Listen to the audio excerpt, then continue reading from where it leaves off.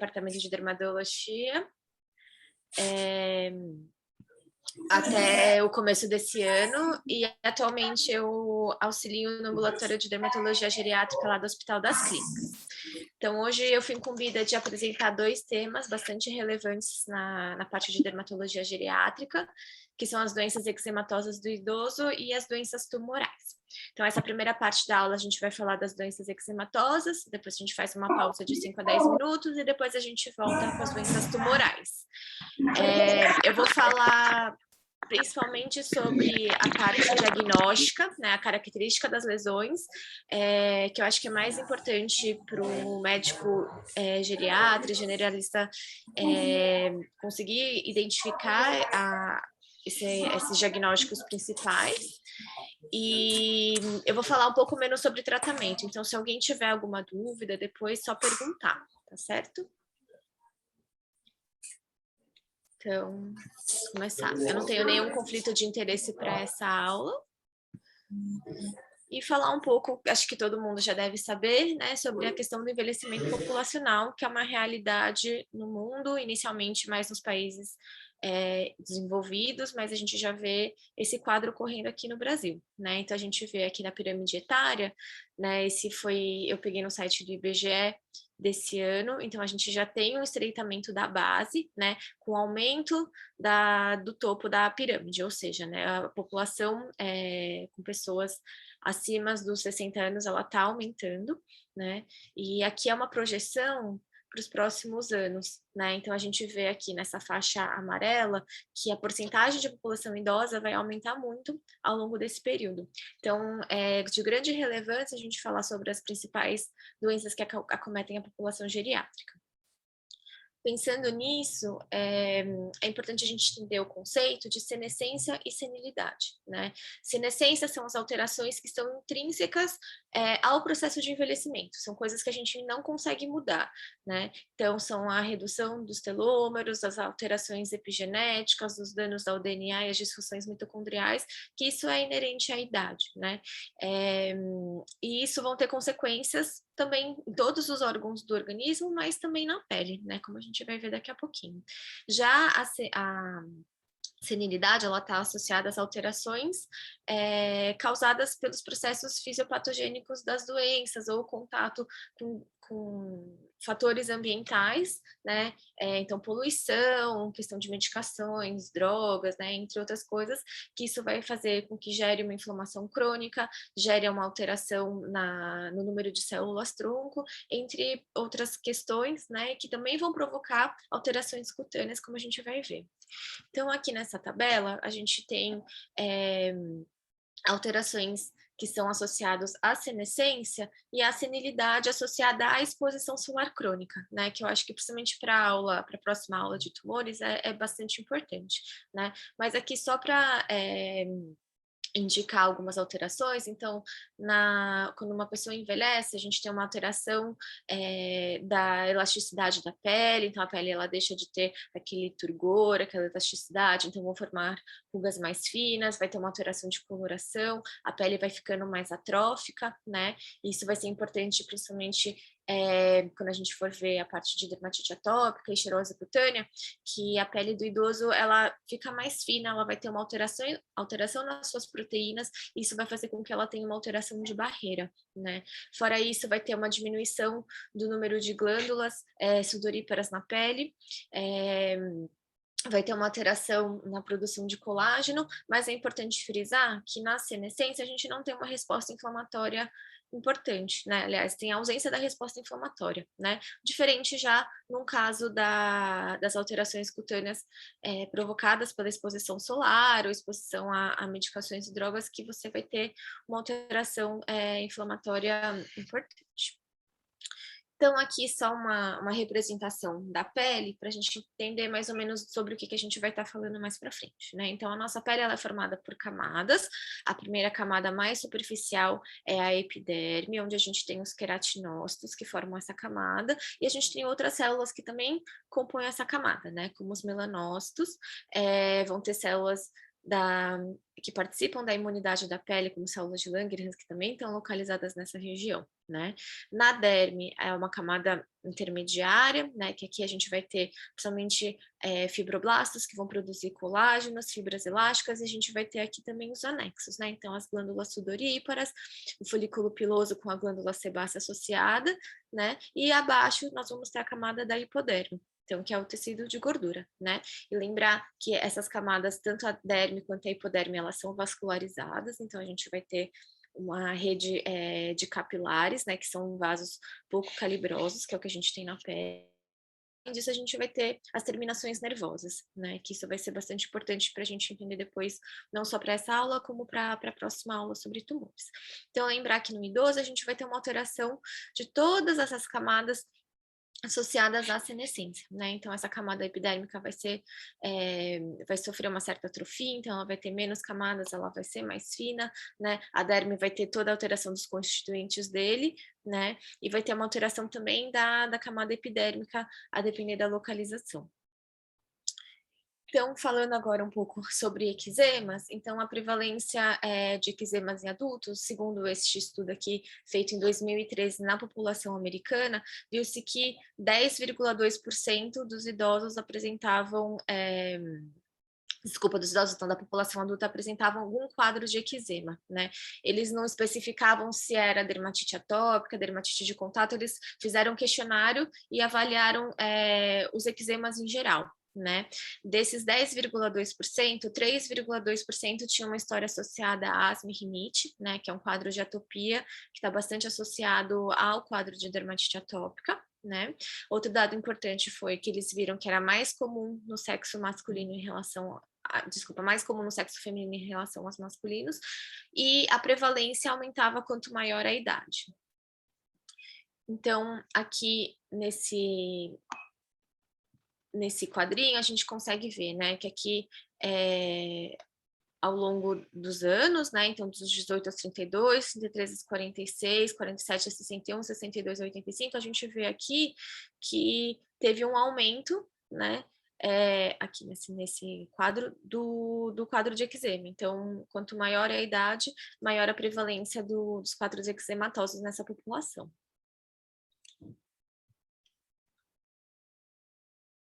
Além disso, eles viram que era muito mais comum esse quadro em pacientes, segundo algumas etnias, né? Então, nos brancos era muito maior do que os pacientes que se consideraram multirraciais, que era maior nos asiáticos e que era, então, maior do que nos afrodescendentes. Então, para a gente entender o que é o eczema, é importante a gente definir, né, como que o dermatologista vê o quadro de eczema. Então, a gente classifica o eczema como agudo, subagudo e crônico. Opa, desculpa.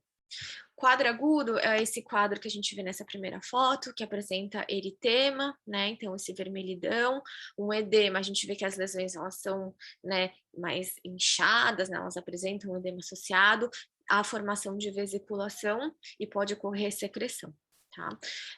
Um eczema subagudo já tem características do eczema agudo, mas tem um predomínio de secreção e a formação de crostas, como a gente consegue ver aqui nessa segunda foto. Já um eczema crônico é aquele que a gente vê principalmente a liquinificação, né, que é um produto da coçadura crônica da pele. Então a gente vê que a gente tem essa acentuação dos sulcos naturais da pele, né? Além disso, pode ter associado eritema, escamocrosta, e tem quadros em que se tem uma agudização no eczema crônico. Então, a gente vai ver tanto características do eczema crônico, como do eczema agudo ou mesmo subagudo, nesses casos de exacerbação. Então, uma vez definido o que significa eczema, eu acho que o mais importante que a gente tem que falar disso é que o prurido está sempre associado, né? Então, se a gente vê uma lesão com essas características, mas não apresenta prurido, a gente tem que ficar atento para pensar em diagnósticos diferenciais, né? Então, prurido é uma característica que tem que estar presente nos quadros de eczema. Então, os diagnósticos, desculpa, os eczemas que a gente vai falar hoje, principalmente, são os eczemas atisteatóxico, a dermatite atópica, a dermatite de contato, de estase, de fraldas, o eczema secundário à farmacodermia, as complicações associadas ao eczema, né? Tudo isso na população geriátrica. Então, começando com o eczema esteatóxico, então, lembra sobre a questão da senescência que a gente comentou no começo, né? Que a pele do idoso, ela sofre diversas alterações. Então, a gente vai ter uma alteração da barreira cutânea, com isso a gente vai ter um aumento da perda transepidérmica de água, a gente vai ter uma menor produção de suor, então com isso a gente vai ter uma menor hidratação da pele, né? Então a pele do idoso, já por conta da senescência, ela é naturalmente mais seca do que uma pele de uma pessoa que ainda é mais jovem, né?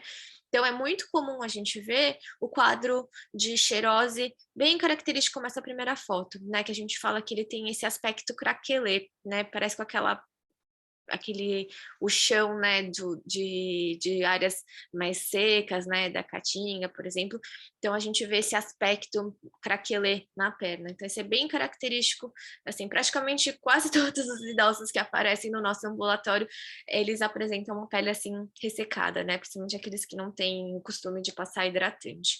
Então, aqui, outros dois casos para exemplificar, né, esse quadro de eczema craquelê, e a gente já vê aqui no pé, já querendo evoluir para um quadro de um eczema, né? Então a gente tem um quadro de xerose, que não necessariamente apresenta o eczema, mas por conta que a pele seca, ela é uma pele que provoca prurido naturalmente, e isso pode fazer com que a pele evolua para um quadro de eczema.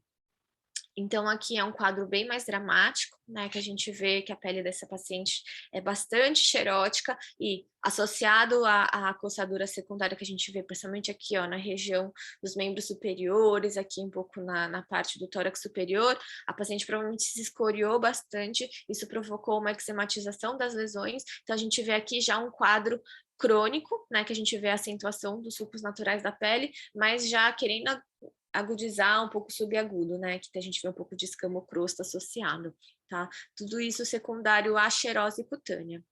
Então, aqui, essa mesma paciente, a gente vê aqui, ó, um quadro bem exuberante, né, principalmente nos membros inferiores. Então, perna é um local que é muito, muito, muito ressecado. Eu acho que é o local que a gente sempre bate o olho e vê que tem aquele aspecto da primeira foto que eu mostrei. E o que é curioso, que vocês podem ver, que as lesões eczematosas, elas se formam no local onde o paciente tem alcance, né? No local onde o paciente consegue se coçar, vão formar essas lesões eczematosas. Nas áreas onde o paciente não consegue alcançar, as lesões não são tão exuberantes. Então, que é importante lembrar que geralmente as lesões de eczema, elas estão associadas ao ato de coçadura. É uma coçadura que gera lesão e que coça, então isso acaba formando um círculo vicioso, tá?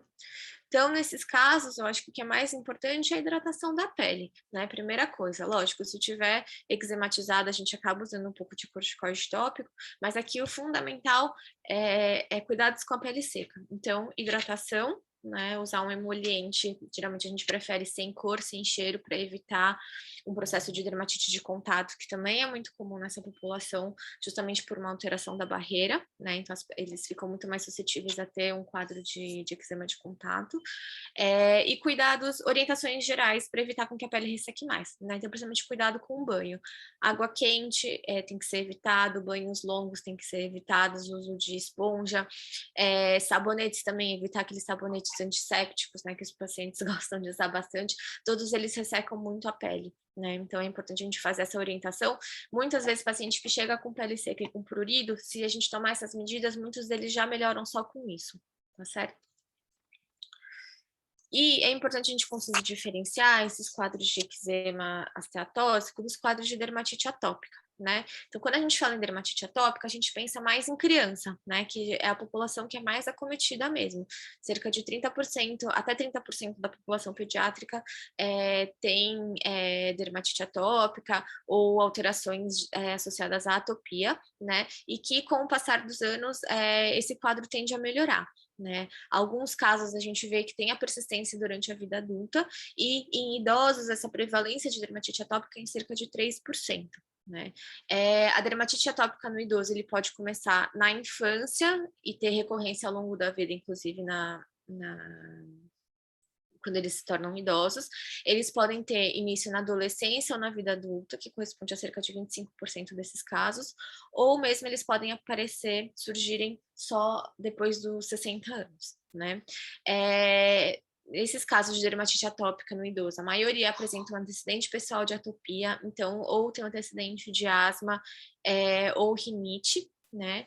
E como que a gente faz para diferenciar de um quadro só de um eczema esteatósico, né? Geralmente o quadro de dermatite atópica, ele tem a exacerbação das crises associadas a fatores externos, né? Então, mudanças no clima, exposição à radiação ultravioleta, exposição à poluição, exposição a tabagismo, exposição a irritantes, então alguns tópicos, estresse, né? Lembrar que a parte psicológica está associada à alteração de imunidade, e isso faz com que gere alterações também inflamatórias no corpo, e isso faz com que provoquem as crises, e os agentes infecciosos, né, principalmente o Staphylococcus aureus, que está associado principalmente ao desencadeamento de crises de dermatite atópica, não só na criança, mas no adulto e no idoso também, certo? Então, uma vez que a gente identifica as lesões eczematosas, é importante a gente tirar bem a história para tentar identificar se esse paciente é atópico ou se é um paciente só com alterações de xerose ou algum outro quadro de eczema, né? Nos idosos, as lesões, elas têm predileção por acometer face, pescoço e mãos, né? E as lesões, elas têm um padrão um pouco diferente, elas têm mais uma característica no molar ou prurigonde.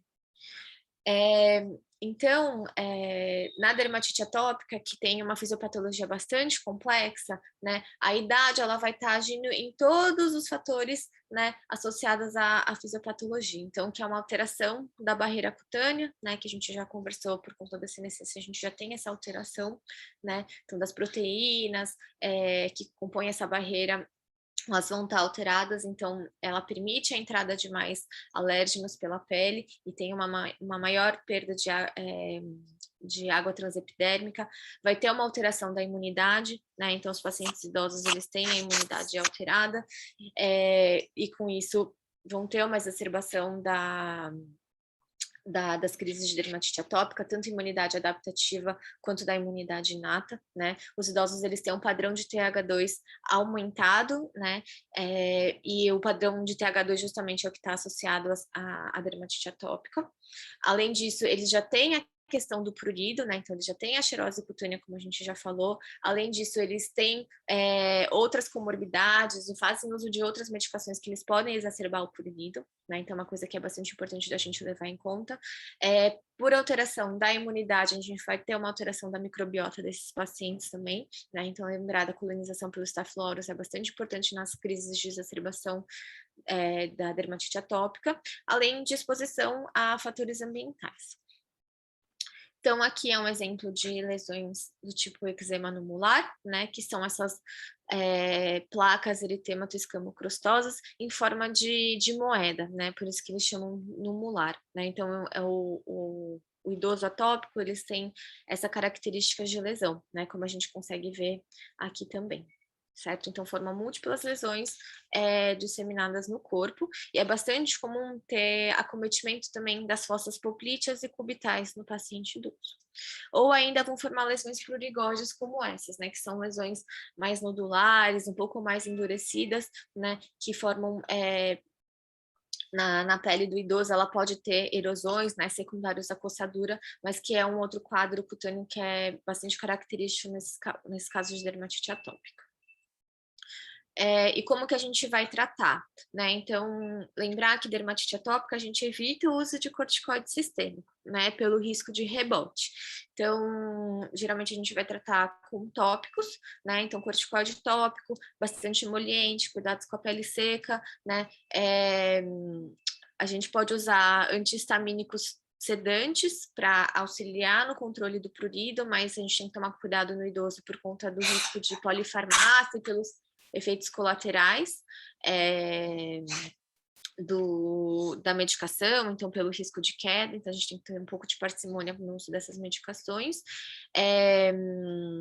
e alguns casos que são mais graves, né? A gente tem que pensar em fazer cursos de antibiótico, né, para justamente diminuir aquela população de Staphylococcus aureus que eu comentei que estão associados às exacerbações, e casos mais graves a gente pensa em usar algum imunossupressor.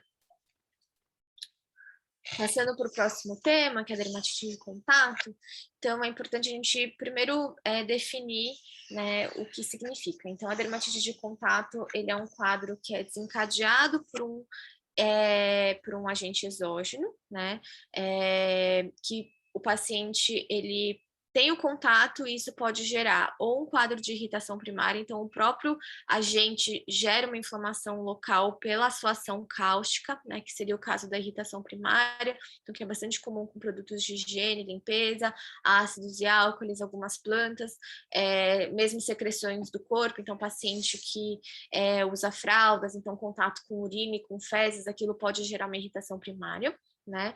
É muito comum o quadro de dermatite de mão ser causado por irritante primário, então agora a gente tem visto bastante, principalmente associado a álcool em gel, então o paciente chega com a mão cheia de lesão eczematosa por conta do uso excessivo de álcool em gel, né? Ou ainda a gente pode ter a reação fototóxica, né? Que o agente em contato com a pele e que tem sofre ação da radiação ultravioleta, ele vai fazer com que tenha uma modificação na molécula e essa molécula se torne irritante para a pele, né? Então, como por exemplo, é o caso do limão, das frutas cítricas, né? Que eles têm furocumarínicos que, com a ação do sol, ele faz com que eles se tornem irritantes na pele e gerem aquelas alergias, né? Que eles falam por conta do sol, né? Por conta do limão. Então, eles formam as lesões de eczema onde teve o contato com o sumo do limão. Já em relação à alérgica e fotoalérgica, é necessário um contato prévio, né? E esse contato prévio vai gerar uma sensibilização. Então, o sistema imune desse paciente vai reconhecer esse antígeno pelo qual ele teve contato, vai gerar uma resposta imune com formação de células de memória, sendo que num segundo contato, esse paciente ele elicitar essa resposta inflamatória para então gerar as lesões de eczema. Então, o paciente às vezes chega e fala: eu nunca tive alergia a tal componente e agora eu comecei a ter. Porque é justamente isso, né? Então, o paciente pode ser que nunca tenha tido e por algum motivo ele gerou essa sensibilização e aí passou a ter alergia a esse componente, né? Então, a fotoalérgica, ela nada mais é que a mesma situação da alérgica, só que ele necessita da exposição ao sol para gerar essa alteração do agente que vai gerar essa resposta inflamatória.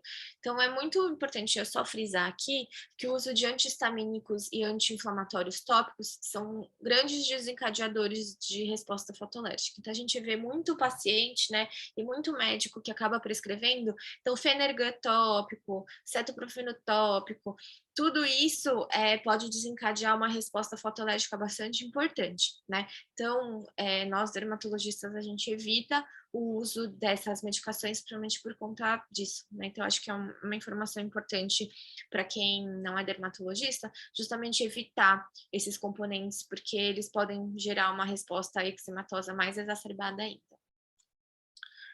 Então, frisando um pouquinho mais na dermatite de contato alérgica, a prevalência em idosos ela é bastante variável, dependendo do estudo. Tem estudos que demonstraram de 33% a 64% de prevalência em um ano, né? Os principais agentes associados à dermatite de contato alérgica são o sulfato de níquel, né? Então, o níquel é um metal que ele está presente em vários objetos e acessórios que a gente usa no dia a dia. Então, brinco, corrente, né, as bijuterias, fivela de cinto, mesmo botão de calça, né, que é feito de metal. Então, a gente vai ver umas fotos mais para frente que são bastante característicos desse tipo de alergia, né, e ele é o componente mais comum de se causar dermatite de contato alérgica nos idosos.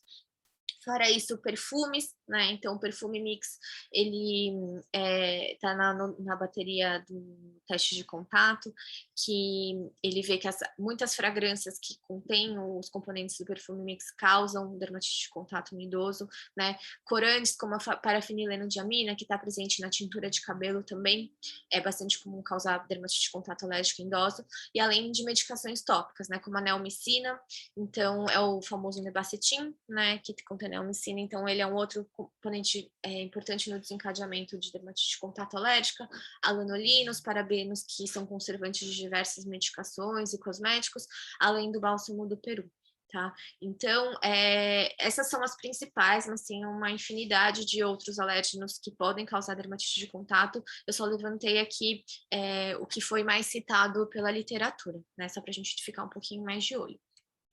Então, aqui é um caso de uma dermatite de contato pelo níquel, né? Então, a gente consegue ver aqui que a lesão, ela tá bem próxima, né, da onde tem o contato com o cinto do paciente. Então, provavelmente, quando ele senta, ele tem um contato mais importante nessa região, né? Então, como que a gente costuma fazer o diagnóstico da dermatite de contato? Então, primeiro a gente caracteriza a lesão elementar, então vê que é uma lesão eczematosa, a gente vai avaliar a localização, né, que é um outro fator bastante importante, se ela está associado a locais onde se tem contato com algum agente que causa dermatite de contato, se ela está em áreas fotoexpostas ou não, né, então a distribuição nesse caso é bastante importante das lesões. Então, aqui um quadro de dermatite de contato por perfume mix, né? Então, o que a gente vê aqui, provavelmente, essa paciente, ela tinha aplicava o perfume na região cervical, então a gente vê aqui essas lesões eczematosas, né? Mais para um eczema mais crônico, mas a gente vê também um pouco de crosta aqui, para um quadro um pouco subagudo, né? Aqui na área onde ela teve contato com perfume. Aqui, esse outro caso associado à parafenilenodiamina, né, que é a tintura de cabelo. Então, esse aqui é a primeira foto que eu mostrei na definição de eczema, de um eczema agudo, né? Então a gente vê que essa paciente teve um quadro bastante exacerbado, então no local onde ela teve contato com a tintura de cabelo, então aqui na região occipital, né, toda aqui na orla do couro cabeludo, e a gente vê aqui nessa foto que ela tá com um edema palpebral bastante importante, né, ou seja, o processo inflamatório ele não fica só no local onde tem a lesão, né, ele acaba sendo uma inflamação bastante importante, ele pode gerar não só lesões de eczema à distância, que a gente chama esse quadro de autossensibilização, né, que a gente vai ver mais para frente, como a gente também pode ter alterações nos tecidos adjacentes. Então, a gente vê que essa inflamação gerou até um edema palpebral importante. Aqui, nesse caso, o paciente ele tinha uma dermatite de contato por componentes do amaciante, né? Então, a gente vê que ele teve, principalmente áreas de dobras, que é local onde tem mais contato com roupa, né? Então, ele gerou esse quadro eczematoso e é curioso que no quadro de dermatite de contato por amaciante, eles geram também um pouco de lesão purpúrica, né? Então, bem nas áreas onde tinha maior contato com a roupa. Então, aqui na região axilar, né? E aqui na região da cintura, né? Então, provavelmente é onde pegava o cos o elástico da roupa íntima do paciente, então onde a gente vê bastante inflamação, né? Mas a gente vê que a gente tem lesões em outras partes também, ele só é mais exacerbado nessas regiões, né? E aqui nesse caso é um quadro de dermatite de contato à borracha, então a gente vê que faz bem o desenho do chinelo de dedo, né? Que o paciente provavelmente usava, e algumas vezes a dermatite de contato pode não apresentar só características eczematosas, ele pode ter outras características também, né? Então, nesse caso aqui, que ele tinha lesões purpúricas, nesse caso eles acabam formando essas lesões vitiligóides, né? Lesões hipocrômicas, mas sempre associado a um quadro de prurigo. Então, aqui é um outro caso que a gente vê que o paciente ele teve essa dermatite de contato nas áreas expostas, né? Então, ele tem aqui lesões no rosto, aqui na região do cervical, aqui no V do decote, né? E aqui nas áreas dos membros superiores que ficam abaixo da linha da camiseta, né? Então, nesse caso, a gente tem que pensar ou no compactante externo, então é muito comum a gente ver paciente que trabalha em construção civil, que tem contato com cimento, né?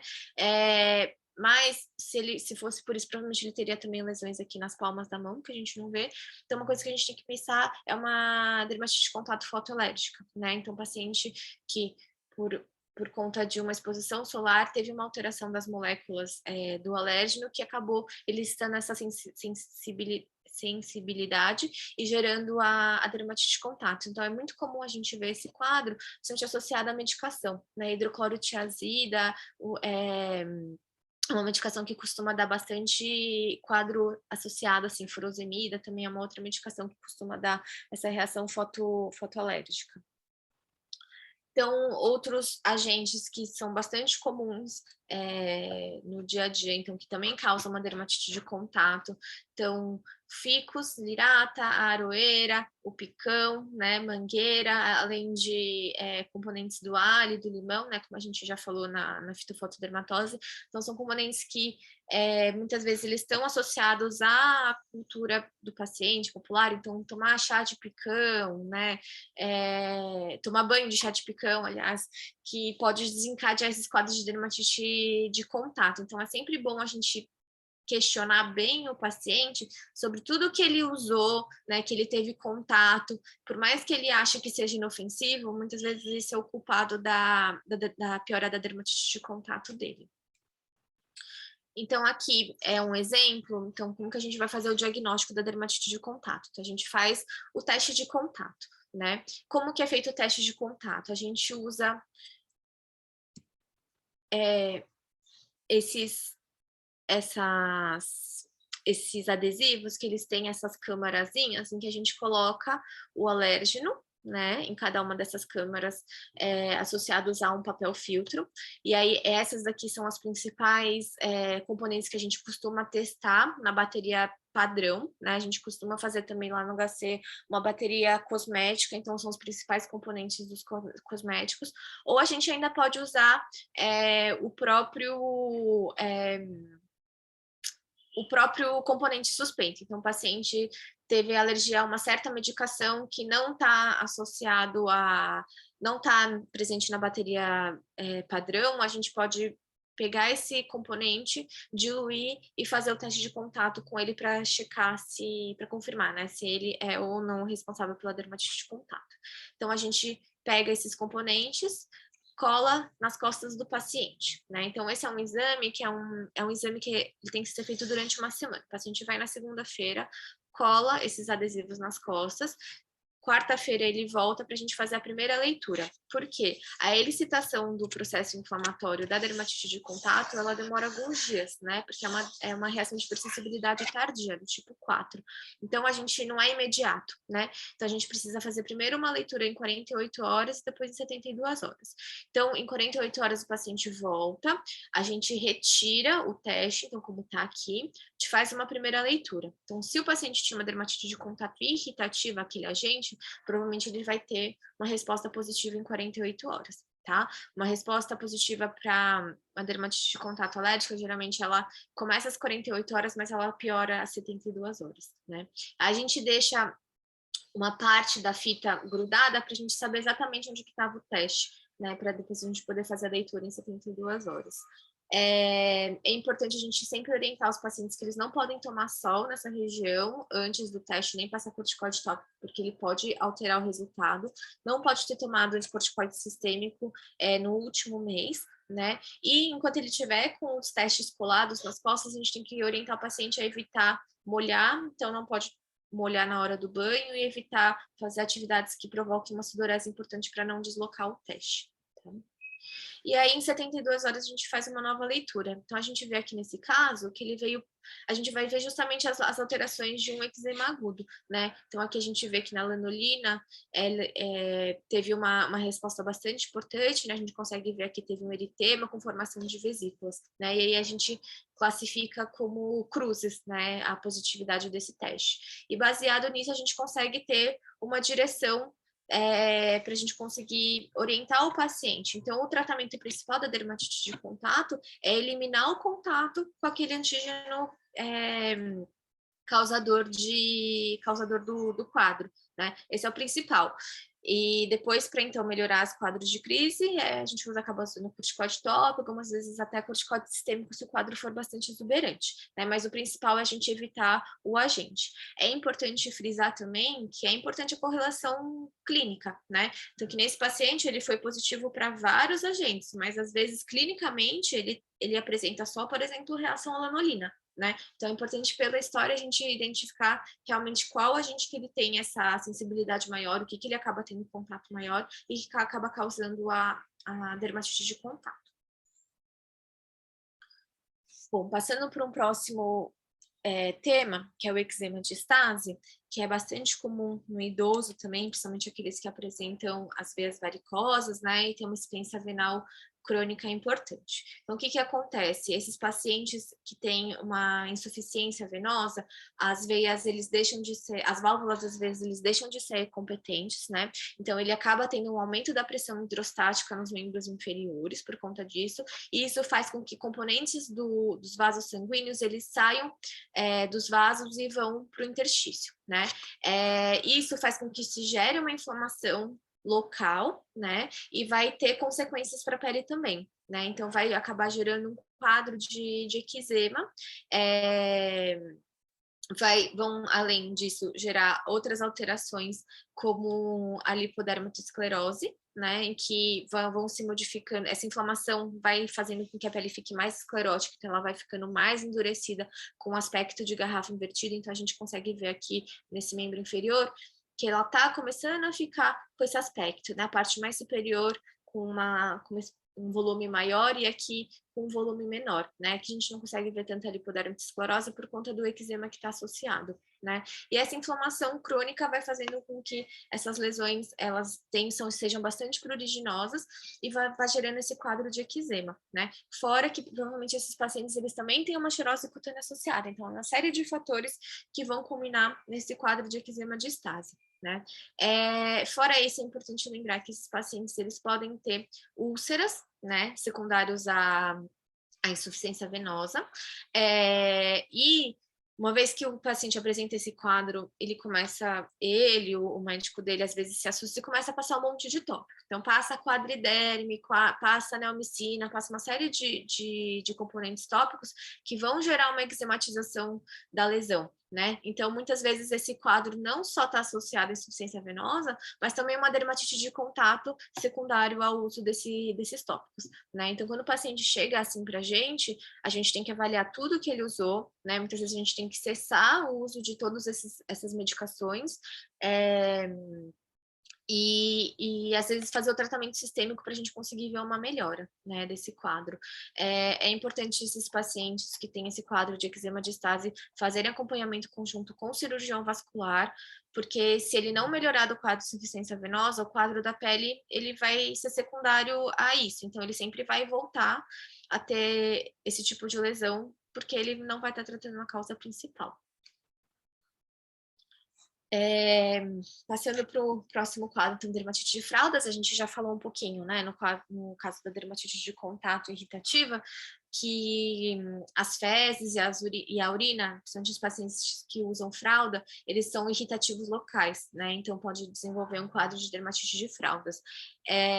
Fora isso, o próprio calor e a maceração local, ele pode gerar uma alteração da pele local e gerar esse quadro com eritema e descamação local. Nessa paciente, que a gente tem que chamar atenção é que ela tem essas lesões satélites, né? Então ela tem essas lesões menores que ficam ao redor da lesão principal, e isso é muito sugestivo de lesão por candidíase, né? Então esses quadros de dermatite de fraldas, eles podem também ter uma infecção secundária associada, nesse caso, provavelmente por cândida. Se a gente fizer um raspado dessas lesões, a gente vai conseguir ver os fungos pelo exame direto, né? Então, é importante, nesses casos, principalmente orientação, né?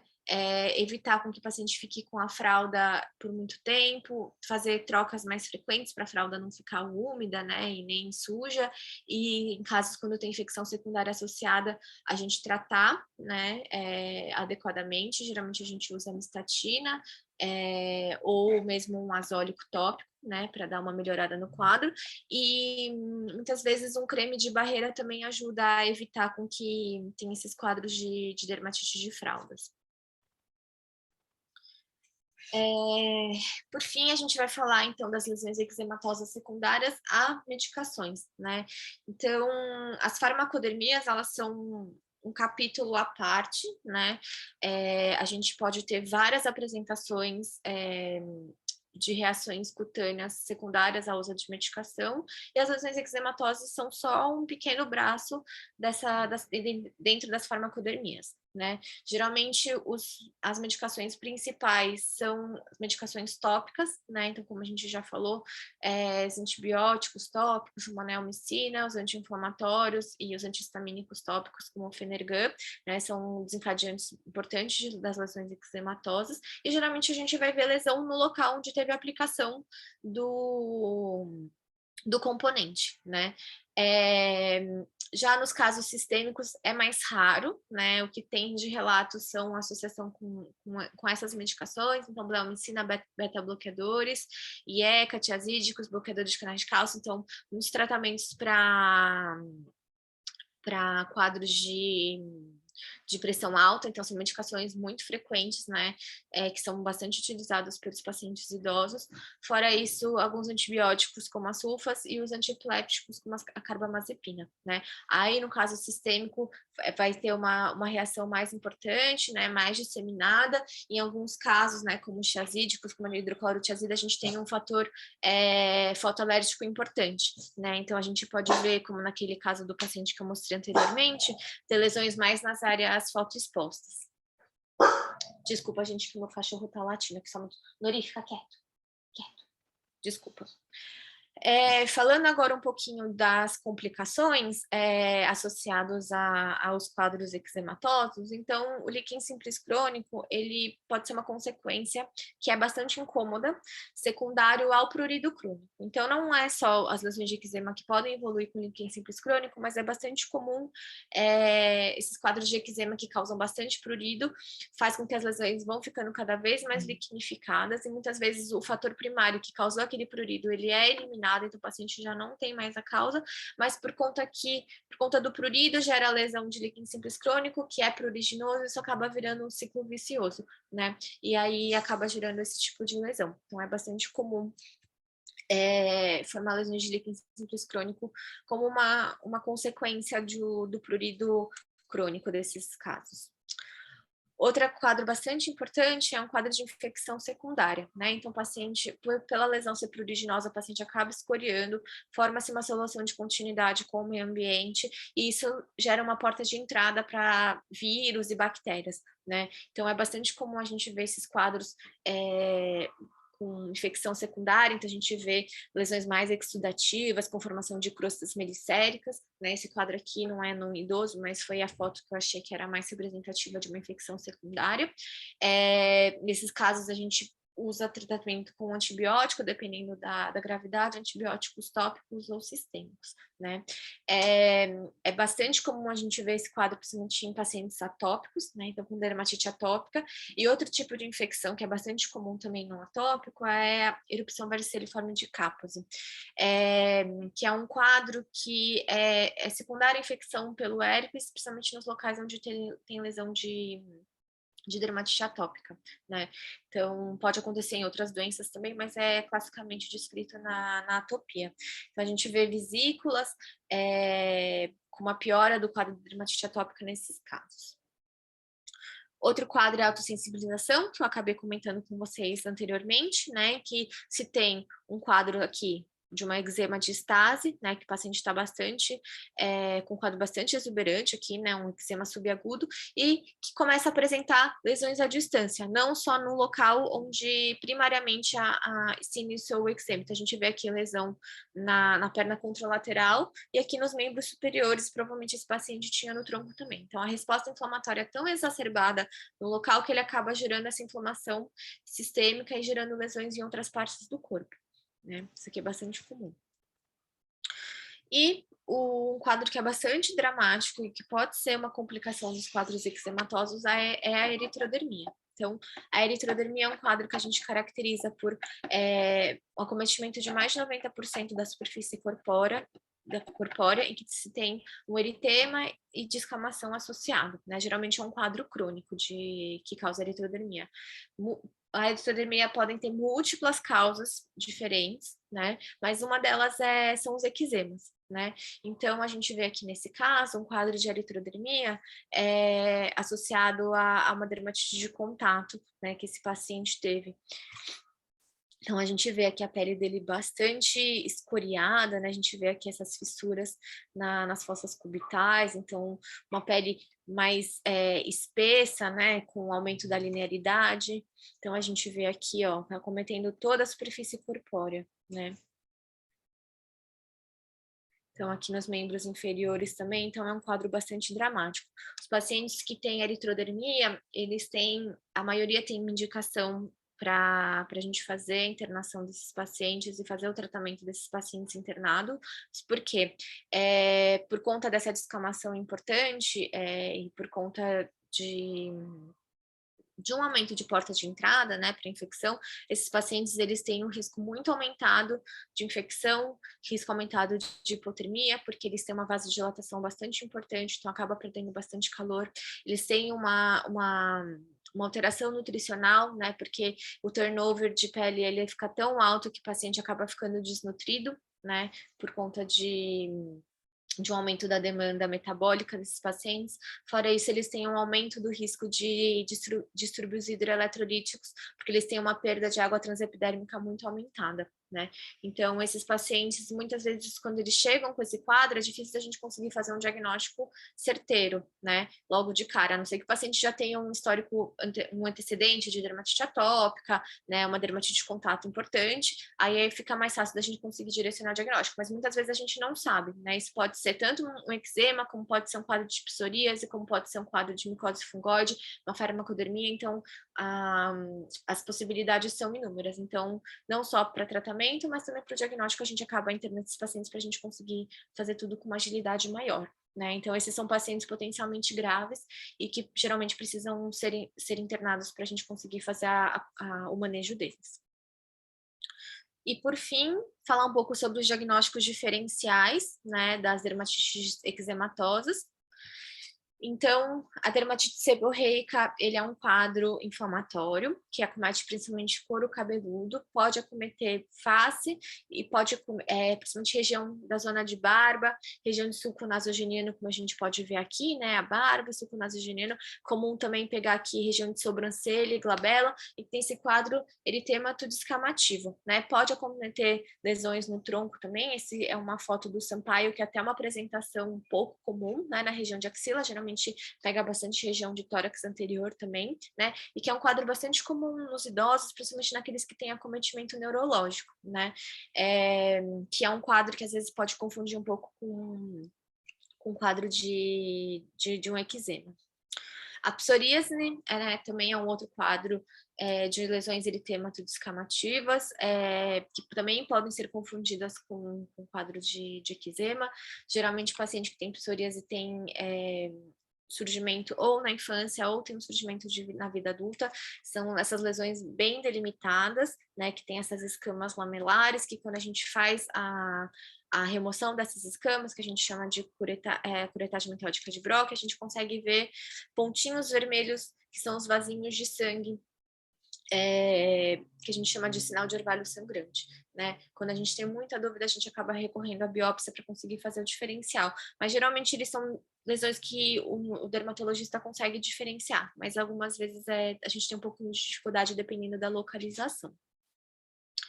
A parapsoríase é um outro quadro, né, que a gente pode confundir também com lesões eczematosas, que geralmente dá lesões no tronco, podem formar as pequenas placas, que são as características dessa fotografia, né, que formam essas lesões digitiformes, que a gente chama, ou pode ser uma parapsoríase em grandes placas, em que formam lesões maiores, né, com eritema e descamação, e que acredita que ela seja uma parte do espectro de um linfoma cutâneo de células T.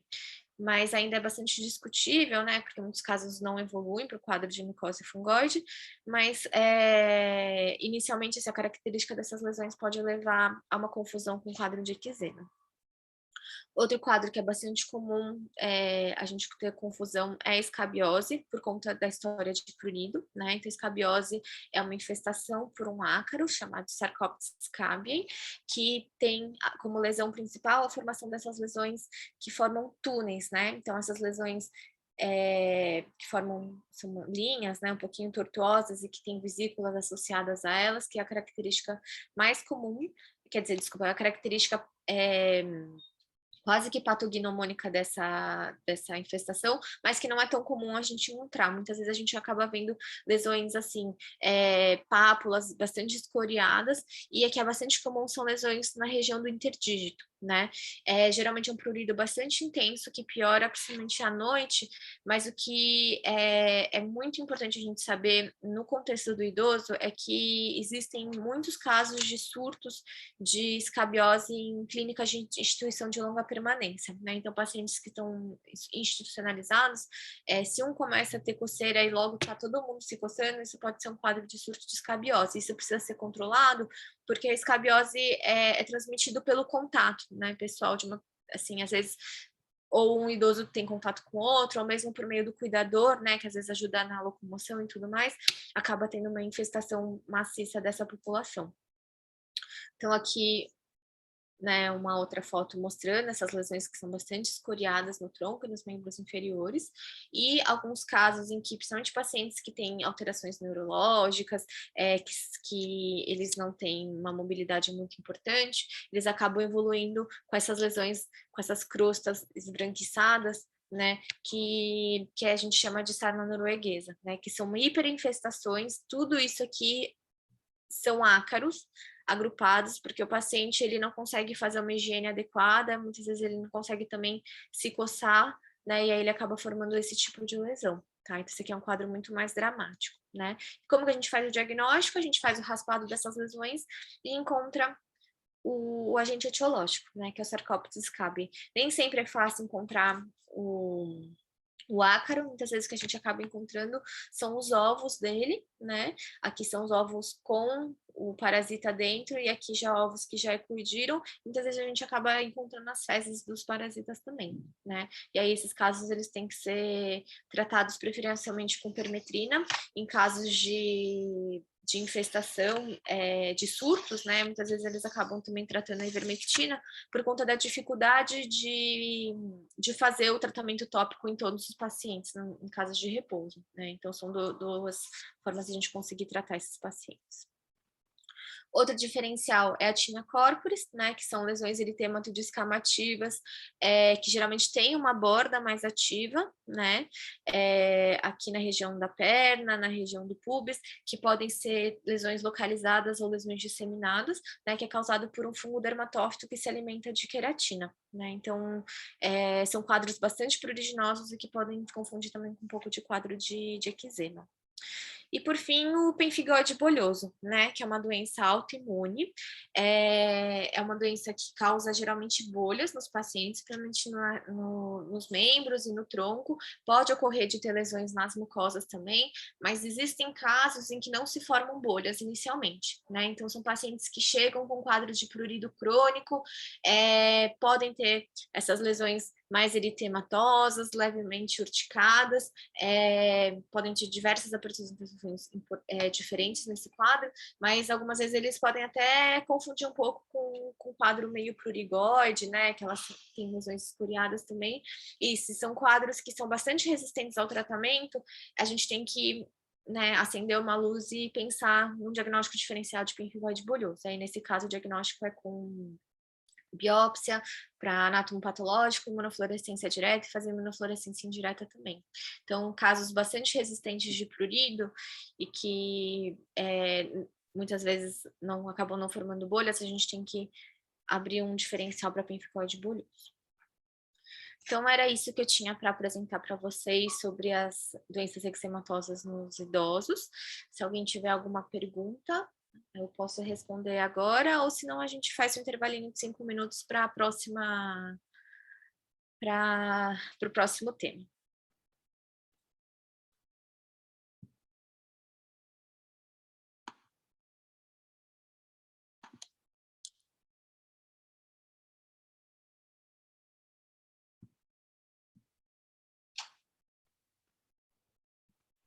Vamos fazer um intervalinho então, doutora? Tá bom, combinado. Eu Se vou alguém preparando.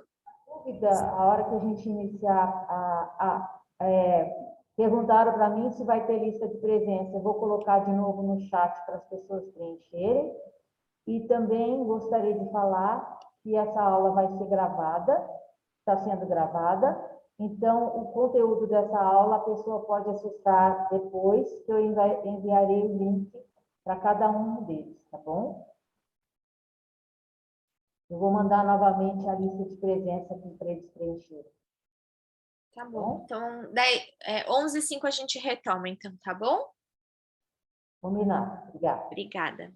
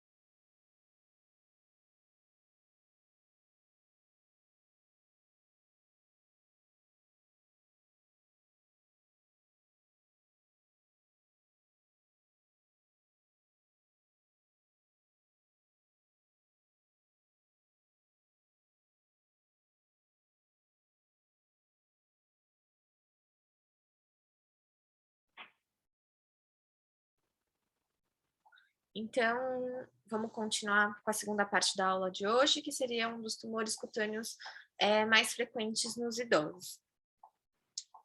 Não tem nenhum conflito de interesse para essa aula.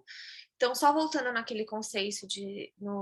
conceito de senescência e senilidade, que também vai ser importante para o caso das lesões tumorais, né?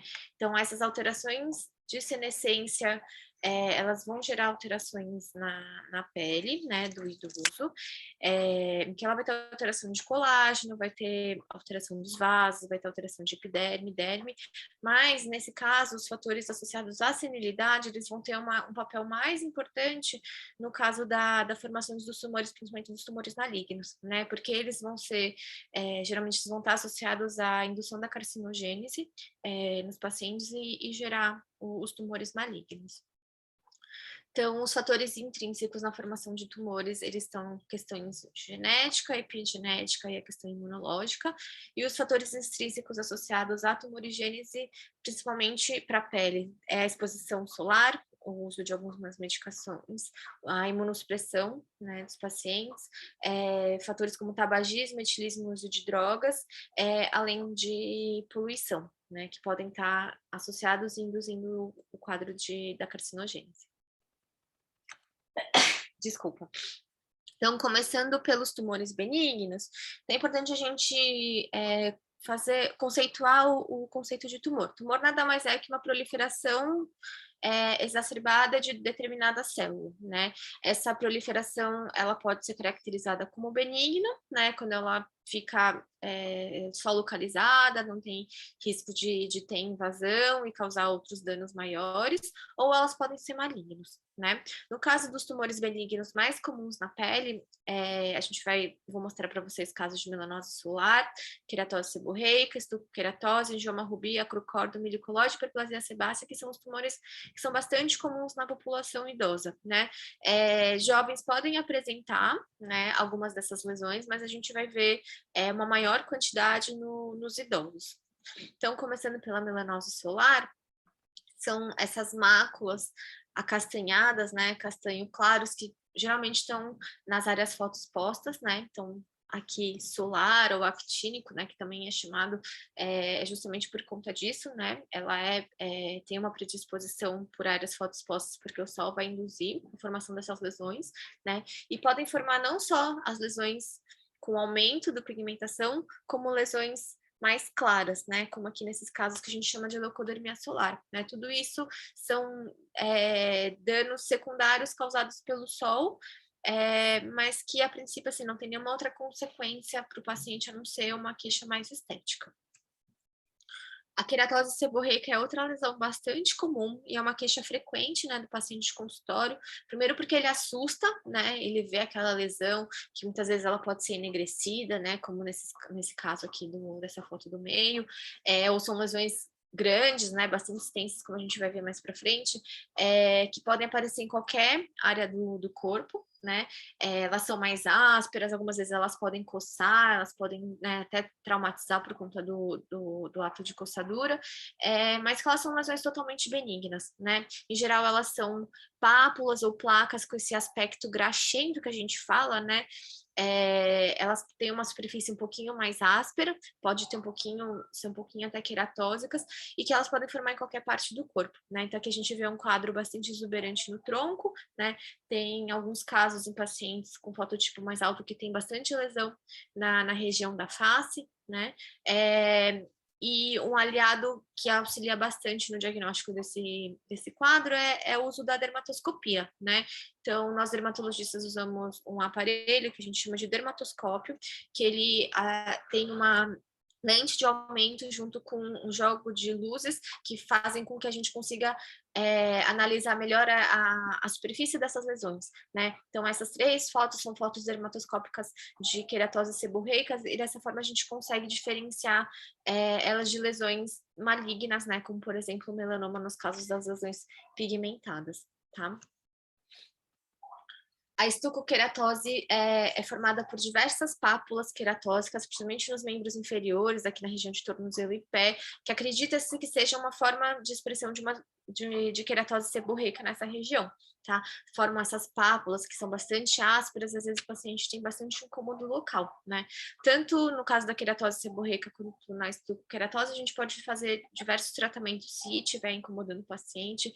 Então, desde uma crioterapia, uma eletrocauterização, para a gente pelo menos diminuir um pouco a espessura, o tamanho dessas lesões e diminuir o incômodo, né? O que é importante a gente orientar esses pacientes é que não existe nenhum tratamento preventivo, né? Que vai fazer com que a gente evite a formação dessas novas lesões, inclusive pode ter recorrência das lesões nos locais onde a gente fez o tratamento prévio, mas elas são totalmente benignas, né? Não tem o risco de malignizar nenhuma das duas formas de lesão.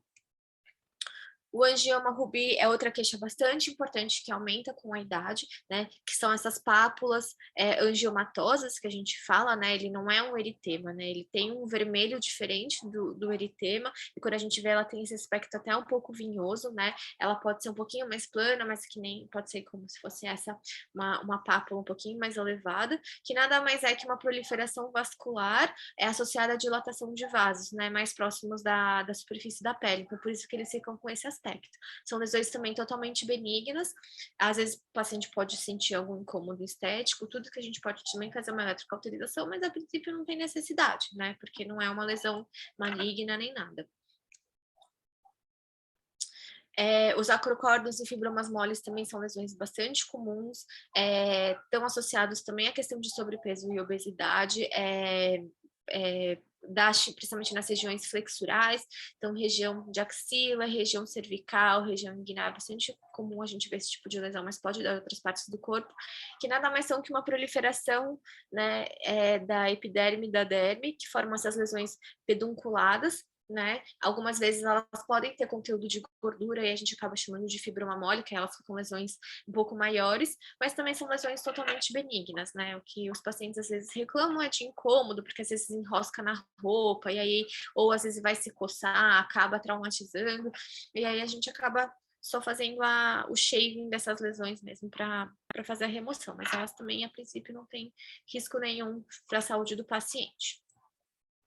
O milho coloide nada mais é que um acúmulo de queratina, né, na pele, é bastante comum em áreas fotoexpostas, que tiveram fotodano importante, então a gente vê aqui nesse paciente, né, ele já tem as alterações associadas à exposição crônica do sol, então a gente vê que essa pele está mais espessa, né, ela tem bastante rítides, né, estáticas, aqui também a gente vê algumas telangiectasias, que indicam uma exposição crônica ao sol, e essas formações meio amareladas, esbranquiçadas, que nada mais são que um acúmulo de queratina no paciente, na pele do paciente, mas também são totalmente benignas, tá bom? E por fim, a hiperplasia sebácea, ele é um tumor também benigno, na verdade ele é a proliferação das glândulas sebáceas, né? Então a gente vê aqui nessa foto histológica que é uma glândula sebácea bastante exacerbada, né? Geralmente a gente vê um lobulinho pequenininho associado ao folículo piloso, né, que seria essa estrutura, mas aqui a gente vê uma estrutura bem aumentada da glândula sebácea, né, e aí ela forma essas papulinhas, que são pápulas um pouco amareladas, que na dermatoscopia ela apresenta um pouco de vasos, né, o que pode confundir um pouquinho com o carcinoma basocelular que a gente vai discutir mais para frente, mas geralmente esses vasos eles não cruzam a lesão por inteiro, né, e aí às vezes elas podem formar um padrão de coroa de vasos que ela fica ao redor da lesão, certo? Então é importante ter se a dúvida for bastante importante, passar com o dermatologista para a gente poder fazer o diagnóstico diferencial e se a suspeita for de base celular, a gente fazer uma biópsia da lesão. E aí, passando dos tumores benignos, agora a gente vai falar um pouco sobre os tumores malignos, né? Então, o que vai fazer com que um tumor, uma proliferação celular se torne um câncer, né? Um tumor maligno. Então, esse artigo aqui que eu lembro que eu li quando eu estava na faculdade, eu achei ele bem importante, assim, mudou bastante o meu modo de entender, né, os tumores malignos, é que o tumor, ele precisa passar por todas essas fases para então ele de fato ser imortalizado, né? Ele conseguir evadir todos os mecanismos imunes, né? Ele conseguir se proliferar de uma forma desenfreada. E com isso ele conseguir invadir outros tecidos e gerar metástase, né? Então essas células eles têm que adquirir a capacidade de ter uma proliferação independente de uma sinalização externa. Então ele mesmo pode gerar essa sinalização de proliferação. Ele vai evadir supressores do crescimento desse tumor, né, que é produzido pelo corpo, numa forma de tentar conter o crescimento do tumor. Eles vão se imortalizar, né, então essas células vão ser resistentes à apoptose, à indução da necrose. Além disso, eles vão precisar de nutrição, né, porque é uma massa que está crescendo, então ele vai precisar de nutrientes, então vai ter uma indução de angiogênese importante para nutrir esse tumor. Eles vão se replicar de uma forma desenfreada, né, e eles vão gerar mecanismos para que possibilite a invasão de outros tecidos e a metástase, né? Inclusive fazendo conexões com os vasos linfáticos e sanguíneos para eles conseguirem invadir outros tecidos.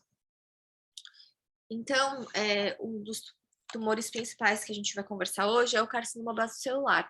Por quê? Dos tumores malignos, ele é o mais comum, né? De todos os tumores, não só de pele, mas ele corresponde a cerca de 65% dos casos, né? Então, eles são lesões que a gente acredita que sejam derivados de células do epitélio folicular, né? E vão gerar lesões que podem ter diversas características, né? A principal são essas lesões infiltradas, né, que são, eles têm esse brilho que a gente fala que é um brilho perláceo, então quando a gente joga uma luz por cima da lesão, a gente consegue ver um brilho diferente da pele ao redor, né, são lesões que eles têm telangiectasias, então a gente consegue ver aqui, na macro mesmo, não precisa nem do dermatoscópio, que ele tem esses vasos calibrosos, né, são lesões tumorais que eles podem ulcerar, então às vezes eles crescem tanto que a nutrição muitas vezes não é suficiente, então eles acabam ulcerando na região central, vão formar crostas, né, e vão ter geralmente se formam nas áreas fotoexpostas. O carcinoma base celular, ele é um tumor que está associado principalmente àquela exposição que é intermitente, né, mas são exposições importantes. Então, aquele paciente que vai para a praia de final de semana e torra no sol, ou faz aqueles bronzeamentos artificiais, né, então são tumores que estão bastante associados a esse tipo de exposição solar. Né? E é importante frisar também que é mais comum em pacientes que têm um fototipo mais baixo, né? Ou seja, eles têm uma menor produção de melanina e com isso eles têm uma menor proteção contra a radiação UV, então eles têm um fotodano mais importante. Se a gente vê aqui que essa paciente não só tem o tumor, mas ela tem já lesões associadas ao fotodano, né? Então aqui provavelmente uma queratose actínica, né? Ela tem essas telangiectasias associadas, né? Que é uma melanose solar associada, então a gente consegue ver vários estigmas de um fotodano pacientes que têm lesões do tipo carcinoma base celular. Mas nem sempre ela se apresenta assim bonitinha, né? Ela pode se apresentar em outras partes do corpo. Então, aqui no caso, é um dorso, que é uma área que não é tão fotoexposta assim como a face, né? E essa é uma lesão que confunde pouco, né? Ela é uma lesão plana, não é uma lesão elevada, como essa, mas que se a gente for analisar melhor, ela também tem um brilho, né? Na foto é um pouquinho difícil de ver, mas se a gente estivesse aqui fazendo o exame do paciente, a gente ia conseguir ver que ela é uma lesão um pouco mais brilhante, e se a gente olhasse no dermatoscópio, a gente ia ver também essas características dos vasos arboriformes, né? Mas provavelmente a gente ia precisar de uma biópsia para a gente conseguir fechar o diagnóstico nesse caso. Então, aqui um outro caso de um outro paciente que a gente vê que já também tem um fotodano bastante importante, né? Então, a gente vê essas várias telangiectasias no rosto do paciente, que ele tem mais de um tumor, né? Então, tem lesão aqui na região malar, aqui entre o epicanto e o nariz, aqui também no lábio superior. Então, provavelmente é um paciente que já teve uma exposição solar importante, ele tem um fototipo baixo, né, que a gente consegue ver pelo tom de pele dele, e que ele tem mais de um tumor, então isso é bastante comum, né? Então, pacientes que têm um fotodano importante, é comum ter um tumor ou mais tumores, e geralmente quem teve um tumor de pele, o risco de ter outro é muito maior, né? Não só a recorrência no local depois do tratamento, mas também a formação de outros em outros locais, justamente porque ele já teve esse dano solar importante, né, na pele toda. Então, esses pacientes, eles precisam de acompanhamento mais próximo com o dermatologista para a gente justamente conseguir fazer um diagnóstico precoce dessas lesões e um tratamento precoce para evitar com que tenha complicações futuras. Como, por exemplo, nesse caso aqui, né? Então, esse aqui é um paciente que teve um carcinoma base celular, que não tratou inicialmente, né? A lesão, o risco de metástase dela é muito, muito, muito, muito baixo, é muito raro acontecer, mas o que acontece é que essa lesão vai crescendo localmente, né? Então, ela cresce localmente, ela vai destruindo as estruturas adjacentes. Isso aqui provavelmente já deve ter atingido o plano muscular, é uma lesão que virou exofítica, friável, tem uma infecção secundária, então a gente vê aqui uma grande quantidade de pus, né? Muitas vezes esses pacientes chegam com miíase nessas lesões, né? Porque essas lesões ficam abertas, elas não cicatrizam, né? Então são lesões, podem virar um quadro bastante dramático e o tratamento cirúrgico nesse caso vai ser muito mais complicado do que se fosse uma lesão pequena, né? Uma outra coisa que é importante a gente falar do carcinoma base celular é que as lesões podem ser pigmentadas, como nesse caso aqui, né? Então, muitas vezes a gente pode até confundir o diagnóstico de melanoma, né? Principalmente um médico que não seja bem treinado, às vezes ele pode confundir o quadro. De qualquer forma, essas lesões elas vão precisar de biópsia para se confirmar o diagnóstico e para a gente poder também avaliar o risco dessa lesão, né? Dependendo do tipo histológico, ele pode ser menos ou mais agressivo, né? Então, as formas superficial e nodular, elas têm uma agressividade menor. Quando é superficial, muitas vezes a gente tem até a possibilidade de tratar topicamente com imiquimod ou efurix, né, que são tratamentos menos agressivos e que muitas vezes o paciente não tem condição clínica de operar, então a gente acaba fazendo esse tipo de tratamento, ou mesmo eletrocauterização ou crioterapia, né, em alguns casos. Mas o que é mais indicado é fazer a exérese cirúrgica, né? Então, principalmente casos que têm o tipo esclerodermiforme ou micronodular, que eles têm uma agressividade maior, a gente dá preferência por fazer a remoção cirúrgica dessas lesões. Geralmente a gente dá uma margem, né, de segurança para garantir que a lesão toda seja retirada e o risco de recidiva seja menor, mas em alguns casos, como por exemplo, que é nesse paciente aqui, que a lesão é no nariz. Para a gente poder fazer uma reconstrução, provavelmente a gente ia ter que rodar um retalho, né? Ainda mais se a gente tirasse uma margem muito grande, por conta da extensão da lesão e ser uma região que não tem muita pele para fazer essa reconstrução, né? Então, muitas vezes a gente acaba fazendo a opção de fazer uma cirurgia que a gente chama cirurgia micrográfica de Mohs, que é uma cirurgia em que a gente faz a análise de 100% das margens, né? Então, a gente tira a lesão e vai analisar 100% das margens. É diferente, a gente faz um corte, a gente faz um corte que pegue todas as margens, olha no microscópio e avalia. Se ainda tiver tumor, a gente vai tirando enquanto tiver tumor. Uma vez que a gente vê que ela está livre de tumor, a gente consegue, então, ter uma garantia maior de que o risco de recidiva nesse caso é menor.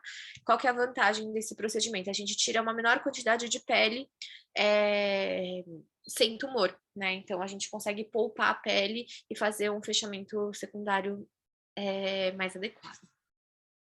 Então aqui são só características histológicas, né, dos tumores. Então uma vez que a gente fez a biópsia ou a retirada do tumor, é isso que a gente vai enxergar, né? Então são tumores de células basaloides. Então a gente vê que são proliferações celulares bastante importantes, né? Aqui nesse caso, provavelmente um quadro nodular, aqui um quadro micronodular, né? Então o que a gente vê é uma proliferação anormal de células nesses casos. Isso foi de carcinoma bacelar. Agora eu vou passar para o espectro, né, de queratose actínica, doença de Bowen e carcinoma espinocelular, né? Por que eu falo isso? Porque diferente do carcinoma bacelar, que a gente não tem uma lesão precursora, é diferente para o carcinoma espinocelular, né? Então a gente sabe que queratoses actínicas, que são lesões que elas têm uma alteração com atipia celular, mas elas são localizadas. Essas lesões elas podem vir a evoluir para um quadro de carcinoma espinocelular no futuro ou não, né? São lesões que elas acometem também pessoas com fototipo mais baixo, então elas têm a questão da exposição solar é uma questão muito importante, e nesse caso, principalmente em pacientes que são cronicamente expostos, aqueles pacientes que trabalham expostos à luz solar por muito tempo, por muitos anos. Então, são pacientes que trabalham com agricultura, né, que tem essa exposição solar e que muitas vezes não tiveram a preocupação ou, assim, não sabiam, né, da importância da proteção solar. Que é importante nesses casos a gente levantar o conceito de campo de cancerização, né? Então, toda região com esse dano crônico solar, são áreas que são predispostas a ter tumores de pele, né? Sejam queratoses actínicas, SECs ou CBCs, né? Ou qualquer outro tipo de tumor associado à exposição solar importante. Ou seja, a gente vê lesão, né? Então, nesse caso, a gente vê lesões de queratose actínica aqui na face, que são lesões que são mais ásperas, que tem essas áreas de queratose em cima, tem um eritema associado. Muitas vezes essas lesões são mais palpáveis do que visíveis, então quando a gente vai fazer o exame desse paciente, é importante a gente palpar a pele para sentir onde tem a lesão, porque muitas vezes a gente não consegue enxergar, né, numa análise mais rápida. E que tem células queratinócitos atípicos associados, mas que não tem uma invasão nem nada, né? Por isso que a gente acaba chamando de queratose actínica. Mas se a gente fizer biópsia de áreas de pele aparentemente sãs, a gente já vai ver que elas também apresentam alterações, né? Então são áreas que tem um risco maior de ter tumores, né? Então, por isso que a gente fala que é uma área, né, que teve um campo de cancerização, campo cancerizável. Nesses casos de pacientes que têm esse fotodano importante, a gente até pode fazer alguns tipos de tratamento com tratamentos tópicos, ou mesmo com terapia fotodinâmica, para tentar tratar essas áreas de campo de cancerização, para evitar com que tumores no futuro se formem, né? Mas esses pacientes, eles precisam de acompanhamento próximo justamente para evitar fazer o diagnóstico precoce das lesões. Então, a gente vê aqui nas áreas expostas, né, as queratoses actínicas aqui no rosto dessa paciente, que já tem um fotodano importante, então a gente vê essas rítides mais grosseiras, né, um eritema, aqui no dorso da mão a gente também vê as melanoses associadas e essas lesões de queratose actínica. Então, aqui é uma outra região, então lembra que eu tinha falado da queratose seborreica? Então, a queratose seborreica pode ser uma lesão bem mais extensa, não só pequenininha, e que quando a gente olha, muitas vezes pode assustar, né? Então, pode pensar que é um melanoma, alguma coisa assim, mas se a gente fizer um exame bem minucioso, a gente vai ver que é uma lesão benigna. Mas ele tá numa área de campo cancerizável, né? Então, a gente vê várias lesões, tipo queratose actínica aqui na região do couro cabeludo desse paciente, e aqui provavelmente uma úlcera. Se for uma úlcera que não cicatriza, a gente tem que fazer um diagnóstico diferencial de um carcinoma espinocelular aqui associado. Então, aqui é uma área de campo de cancerização também, né? E o que é importante é que a região do couro cabeludo é uma área que tem uma exposição solar bem importante, o sol bate direto aqui nessa região, né? Então, paciente que começa a ficar com uma calvície, né, uma alopecia androgenética, ou que tem um cabelo muito claro, é loiro, né? Ou o cabelo começa a ficar branco, é importante a gente orientar uso do chapéu, tá? Para proteger essa região, porque muitas vezes passar protetor solar nessa região é um pouco difícil, porque fica tudo melecado, né? O paciente não gosta, a sensação fica ruim. Então, sempre fazer uma proteção solar adequada para justamente evitar que esses quadros se desenvolvam no futuro. Então, aqui eu trouxe esse quadrinho que eu tirei de um livro de dermatopatologia, em que ele enumera vários fatores que estão associados a um risco maior do carcinoma espinocelular, né? Então, não só a radiação ultravioleta, mas também a radiação UVA, o PUVA, no caso, a gente usa para fazer o tratamento com fototerapia de algumas doenças cutâneas, não como, por exemplo, psoríase, a gente pode usar. Então, pacientes que se expuseram a esse tipo de tratamento, eles têm um risco aumentado de desenvolver câncer de pele. As radiações, então, seja raio-x ou tomografias, eles aumentam o risco, né, além de radioterapia. Infecção por HPV, então ele também está associado à formação de carcinoma espinocelular, principalmente quando associado a lesões anogenitais, lesões periungueais, às vezes região de mucosa oral, né? Então a gente tem que, às vezes, pensar numa infecção por HPV como desencadeador do carcinoma espinocelular. A imunossupressão é um fator bastante importante, então a gente tinha visto que os carcinomas basocelulares são mais comuns na população geral do que em relação aos espinocelulares ou qualquer outro tipo de tumor, né? Nos pacientes imunossuprimidos, essa relação se inverte. Então, os carcinomas espinocelulares acabam sendo muito mais importantes, muito mais comuns do que os carcinomas basocelulares, né? Principalmente paciente transplantado, que faz uso de diversas medicações imunossupressoras, pacientes HIV, né, pacientes reumatológicos que tomam imunossupressor, então eles têm uma inversão nessa relação, então acabam tendo mais sexo do que CBCs, né?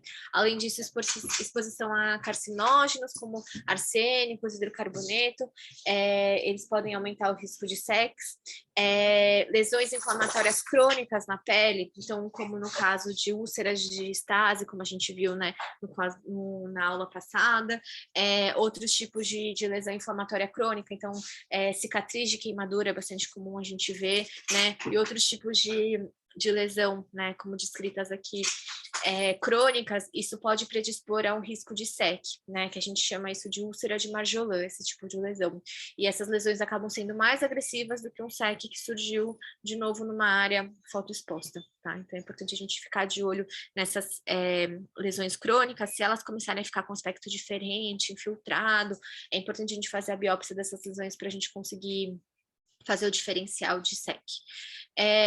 O mesmo para infecções crônicas, né? E lembrar sempre das síndromes genéticas que aumentam o risco dos carcinomas, não só o espinocelular, mas também eles podem aumentar o risco de carcinomas vasocelular, melanoma e outros tipos de tumores, né, que são essas que são descritas aqui embaixo, né?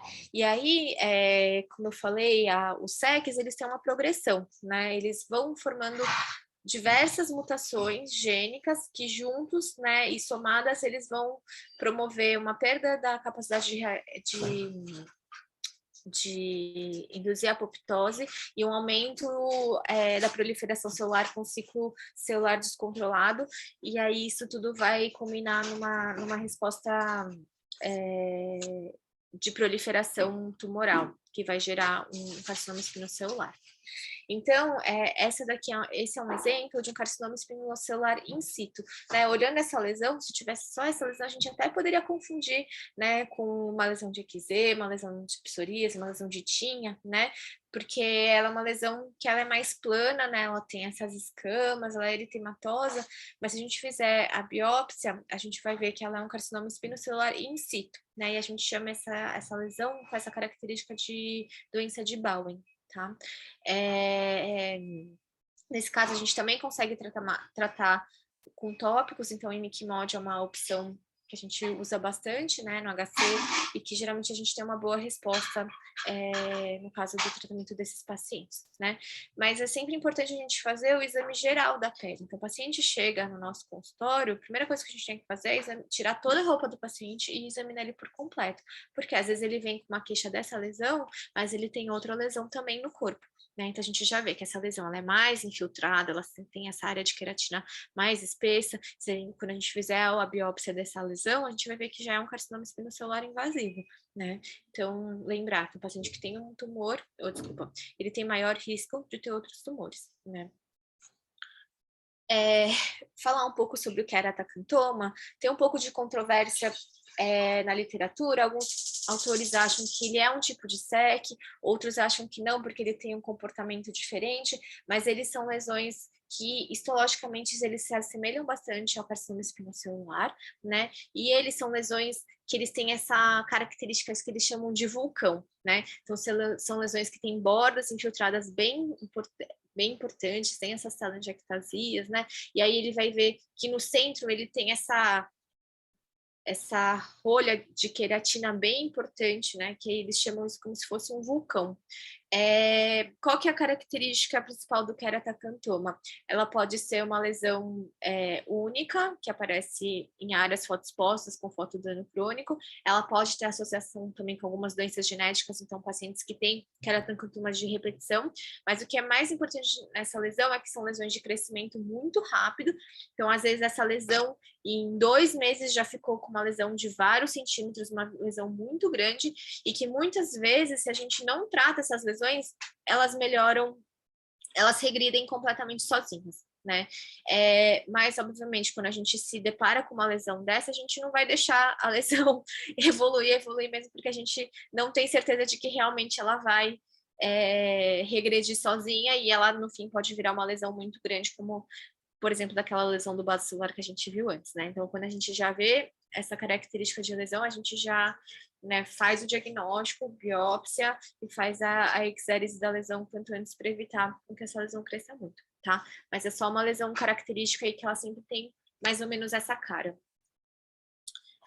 E aí, por fim, a gente chega no carcinoma espinocelular, né, que já é uma lesão infiltrada, né, uma lesão que ela pode também ter erosão, úlceras associadas, que geralmente são lesões que elas não cicatrizam, né? Também aparecem em áreas fotoexpostas, em pele que já tem bastante dano solar, então a gente vê também esse paciente, né, com áreas com fotodano importante, tem queratose actínica associada, né? E essa lesão mais infiltrada provavelmente é um carcinoma espinocelular.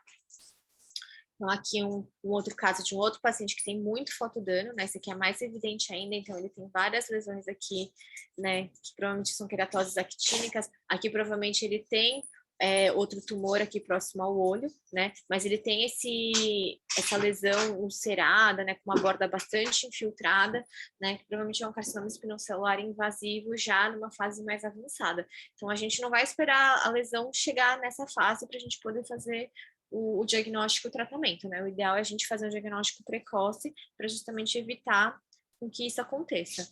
Mesmo porque, diferente do carcinoma basocelular, o carcinoma espinocelular, ele tem um risco de metástase maior, né? É mais comum em lesões nas mucosas, nos genitais e aquelas associadas à úlcera de Marjolin, mas não, nada impede que essas lesões cutâneas, elas também sofram risco de metástase. Então, além da análise completa da pele, avaliação completa dermatológica, a gente sempre está palpando os linfonodos desses pacientes para ver se tem alguma suspeição de metástase linfonodal. E aí, tomar as providências necessárias se isso acontecer. Então, aqui, aquele paciente que eu tinha mostrado, né, a foto do milho colóide anteriormente, então ele tem um fotodano importante e ele tem uma lesão aqui no lábio, né? Isso acontece bastante nos pacientes que têm um fotodano importante, a gente consegue ver que ele tem uma perda da delimitação da mucosa labial com a pele, né? A gente fala isso que que tem um dano actínico aqui bastante importante, com a queridie actínica, e que provavelmente se a gente fizer a biópsia desse lado, a gente vai ver que ele tem alterações já com o início de transformação maligna, já com risco de SEC. E aqui com certeza é um SEC, né? Uma lesão infiltrada, que pega aqui região de lábio, e aqui um quadro mais dramático, né? Que já evoluiu tanto que acabou pegando lábio superior, lábio inferior, região da rima, aqui a pele ao redor, né? E lembrar que esses casos, eles têm um risco de metástase maior, então tem um prognóstico pior, né? É importante também a gente lembrar sempre que lesões orais podem estar associadas à infecção pelo HPV, risco ao tabagismo e etilismo, e sempre avaliar também mucosa, a análise da mucosa faz parte do exame dermatológico, né? Porque também podem formar lesões intraorais. Então, quando a gente faz a biópsia de um SEC, a gente vai ver, então, alteração bem importante da camada da epiderme, né? Então, aqui os queratinócitos, eles estão totalmente atípicos, alterados. Nesse caso, ele é um SEC in situ, porque ele está aqui localizado só dentro da epiderme, e aqui já um tumor invasivo, né? Que essas células atípicas já invadiram as camadas mais profundas da pele. O tratamento de SEC também, o que é padrão ouro é o tratamento cirúrgico, né? Alguns casos de SEC in situ a gente consegue fazer tratamento com imiquimod, mas sempre que possível a gente dá preferência em fazer o tratamento cirúrgico desses pacientes. Vamos então agora passar para o melanoma, que o melanoma é um tumor de pele que não é tão comum, mas dentre os tumores de pele, ele é um dos mais letais, né? Então, ele tem uma mortalidade importante. Então, é importante a gente conseguir fazer o diagnóstico precoce dessas lesões, justamente para a gente evitar um prognóstico desfavorável. Então, quando a gente vê uma lesão de melanoma, é importante a gente sempre lembrar do ABCDE, principalmente para médicos que não são dermatologistas. Essa é uma forma de screening que facilita bastante a detecção de lesões suspeitas. Então, há de assimetria, né? Geralmente a gente divide essa lesão em 4 quadrantes, desculpa, era para elas ficarem juntas, as 4 linhas. Então, a gente divide essa lesão em 4 quadrantes e avalia se componentes dos 4 quadrantes estão presentes em todos, né? Então, aqui a gente vê que é uma lesão que é totalmente assimétrica. Então, aqui a gente tem esse componente, aqui uma área que é maior, né? Tem esse componente mais claro, que está ausente aqui nessa região. Então, essa já, pelo A, já é uma lesão suspeita, né? B, de bordas. Então, a gente vai avaliar se as bordas dessas lesões, ela é regular ou é irregular. Essa tem uma leve irregularidade, né? Ela não é redondinha, bonitinha, certinha. C, de cores. Então, a gente vê quando tem mais de 3 cores na lesão, que acontece aqui nessa figura. Então, ela tem um castanho mais claro, uma área mais esbranquiçada, que provavelmente aqui teve uma área de regressão, né? Uma fibrose, uma área mais azulada, áreas mais enegrecidas, castanho mais escuro. Então, ela tem mais de 3 cores, né? Uma lesão suspeita. D, de diâmetro. Então, mais que 6 milímetros de diâmetro já é uma lesão suspeita, né? E E, de evolução. Então, uma lesão que está com crescimento, uma lesão que surgiu de novo depois dos 40 anos, né? Uma lesão, uma pinta que não tinha, que surgiu. uma lesão que sangra, uma lesão que não cicatriza. Então, todas essas são características que a gente tem que levar em conta, tá? Então, tem uma ou mais dessas características, a gente tem que encaminhar para o especialista para a gente poder fazer o diagnóstico correto nesses casos. Então, a gente tem vários subtipos de melanoma, né? O lentigo maligno e o lentigo maligno melanoma são tumores que são bastante comuns nos idosos, principalmente a partir da 7ª, 8ª década de vida. Elas acometem principalmente a região da face, mas pode acontecer em outras partes do corpo também, né? E elas são lesões, né, como essa daqui, que são máculas acastanhadas, às vezes escurecidas, que são mal delimitadas, né? E que muitas vezes acaba confundindo com lesões benignas como essa daqui, que é uma queratose seborreica, né? Então, aqui são outras fotos de lentigos. Essa aqui provavelmente era um lentigo maligno. Quando a gente chama só de lentigo maligno, é uma lesão in situ. Quando a gente já chama de lentigo maligno melanoma, é uma lesão já invasiva, tá? Então, aqui pelas características da lesão, provavelmente elas aqui, né, diz na legenda da figura que ela era um lentigo maligno. Já o lentigo maligno melanoma, que provavelmente é o caso dessa figura, que a gente já vê uma lesão muito mais extensa, né, com áreas mais irregulares, pequenas áreas nodulares, então provavelmente essa daqui já é um quadro invasivo. E essa daqui a gente fica um pouquinho na dúvida, né? Então, se a gente for usar o ABCD, aqui também a gente consegue ver. É uma lesão assimétrica, com bordas irregulares, tem mais de 6 milímetros, várias cores, né? Então, são lesões que a gente tem que levantar a suspeita maior. Essa daqui é uma outra paciente com quadro de lentigo maligno que pega, que é a região acima do olho, né, pálpebra superior, né, que é a região frontotemporal. E essa daqui é uma paciente que o Dr. Ciro acompanhou lá no Hospital das Clínicas, que ela tinha esse lentigo maligno, e essa paciente se recusava a fazer a retirada dessa lesão, mesmo porque era uma lesão bastante extensa, né, então, segundo ele, ela vinha eventualmente mais para tirar essas lesões mais nodulares que apareceram. E como ela não fez o tratamento adequado, essa foi a evolução do quadro dela, né? Então, um quadro bastante dramático, com uma lesão muito extensa, uma lesão invasiva, já com lesões já formando necrose, lesões nodulares mais extensas, certo? Então, esse é um quadro do lentigo maligno. O segundo tipo de melanoma é o melanoma extensivo superficial, né? Elas são lesões que geralmente eles têm um crescimento radial maior do que o crescimento vertical. Ela é bastante comum a partir dos 40, 50 anos. Nos homens, ela comete principalmente tronco, nas mulheres, mais membros inferiores, e ele é o tipo de melanoma mais comum que a gente encontra, né? Então, é o subtipo mais comum dentre os melanomas. Então, aqui também, usando o ABCDE, a gente vê uma lesão assimétrica, com bordas irregulares, tem várias cores, né? Provavelmente tem mais de 6 milímetros também. Então, aqui já um quadro mais expressivo de um melanoma extensivo superficial, que ele já saiu da fase radial, né? Então, a gente vê que tem várias lesões, ou seja, já tem metástase cutânea associada, com lesões satélites, essas lesões menores, já é uma lesão que já ficou nodular, que é uma área que está ulcerada, né? Então, esse daqui é um diagnóstico tardio de um melanoma, né? Então, a gente perdeu um pouco o timing de fazer o diagnóstico aqui, tanto é que ele já evoluiu com metástases cutâneas aqui nesse caso. O próximo subtipo é o melanoma nodular, né? Que são lesões que, diferente do melanoma extensivo superficial, ele tem um crescimento vertical maior do que radial. Então, esses são subtipos de melanoma que eles são mais agressivos, né? A gente vai entender mais para frente por quê. Porque é a espessura do tumor que é um dos fatores prognósticos e que a gente leva em conta no estadiamento mais importante, né? Então, são essas lesões nodulares que podem aparecer em qualquer área do corpo.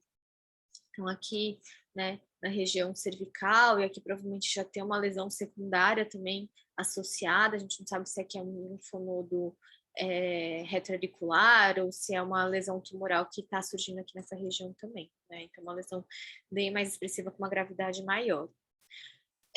Um outro subtipo que a gente tem que sempre lembrar também é o melanoma lentiginoso acral, que são lesões que aparecem principalmente nas plantas do pé, podem aparecer lesões ungueais também, pode ocorrer palma, mas é mais comum nas plantas, que são essas máculas enegrecidas que acometem essas regiões. Então, aqui no primeiro pododáctilo, aqui na região do cávum plantar, e aqui o melanoma que acomete a região ungueal. A gente tem um outro subtipo de melanoma também, que é o melanoma melanótico, que eu acabei não trazendo foto, porque ela é uma lesão, um tumor, geralmente, que não tem melanina, ele não tem cor. Então, o diagnóstico dele geralmente é tardio, porque a gente tem dificuldade em diagnosticar esse tipo de lesão, e a gente acaba fazendo o diagnóstico histológico, né? E geralmente com auxílio da imunohistoquímica. Então, aqui eu trouxe só para vocês darem uma olhadinha no anátomo patológico, que lembra que eu tinha falado na aula anterior que os melanócitos eles estão também na epiderme, na camada basal, né? E aí a gente vê que teve a proliferação desses melanócitos, são melanócitos atípicos, que a gente tem um processo de ascensão de melanócitos que a gente fala, então a gente vê que essas células atípicas elas estão indo em direção à camada mais superficial da epiderme, e nesse caso aqui, ó, aqui é um lentígio maligno que tem essa proliferação do tipo lentiginosa, ou seja, ele vai se espalhando ao longo da membrana da epiderme, né? Mas ela aqui, a gente vê pela imunohistoquímica que ela tá mais localizada na epiderme, não teve invasão. Aqui não, aqui a gente já veja que é um quadro invasivo, né? Não tá só localizada na epiderme, mas ela tá mais profundo também. E aí, como que a gente faz, na verdade, o diagnóstico? Então, inicialmente, veio uma lesão suspeita. Então, deixa eu pegar aqui uma foto mais fácil. Chegou uma lesão suspeita para a gente no consultório, a gente fez o diagnóstico clínico, seja uma lesão do tipo melanoma, a gente tem que fazer a biópsia desse paciente, primeiro passo. Como que é feita a biópsia? Biópsia excisional, a gente tem que tirar a lesão por inteiro para a gente conseguir fazer a avaliação da lesão histológica completa, para a gente conseguir definir o Breslow. O Breslow nada mais é que a distância do topo da lesão até a profundidade dela. Quanto maior o Breslow, pior o prognóstico desses casos, e é o que vai ajudar a definir o estadiamento desse tumor, que vai ser importante para a definição de tratamento e prognóstico, né? Então, é importante a gente fazer a retirada completa, porque às vezes nessa região ele está mais profundo, nessa região está mais superficial. Se a gente biopsiar só essa parte, o Breslow vai estar subestimado, né? Então, o ideal é que se tire a lesão por inteiro. Mas algumas vezes, como é no caso, por exemplo, dessa lesão, às vezes é muito difícil da gente conseguir fazer uma biópsia excisional da lesão inteira, né? Aí, nesses casos, a gente acaba junto com dermatoscopia ou microscopia confocal, avaliar qual que é a melhor região para a gente poder fazer essa biópsia no caso, tá? Então, para o estadiamento, o exame anatomopatológico é muito importante, principalmente para a definição do Breslow, né? O exame dermatológico completo com palpação de linfonodos é de extrema importância. Além disso, a gente vai fazer a pesquisa do linfonodo sentinela de casos em que o Breslow varia de 1 a 4, quando não apresenta metástase à distância, ou de 0,8 a 1 de Breslow, quando a gente tem ulceração e número de metástases aumentados. Ou isso ainda é muito discutível, é muito variável de serviço para serviço, não tem uma definição muito, assim, como fala? Um protocolo bem certinho, né? Mas a princípio, quando a gente tem uma ulceração, geralmente os casos, o Breslow está subestimado, né? Porque ele perdeu uma parte da superfície, então a gente vai medir o Breslow, ele vai estar subestimado. Então, geralmente a gente faz o linfonodo sentinela nesses casos, porque são casos em que a gente tem um risco maior de já ter tido disseminação linfática desse tumor.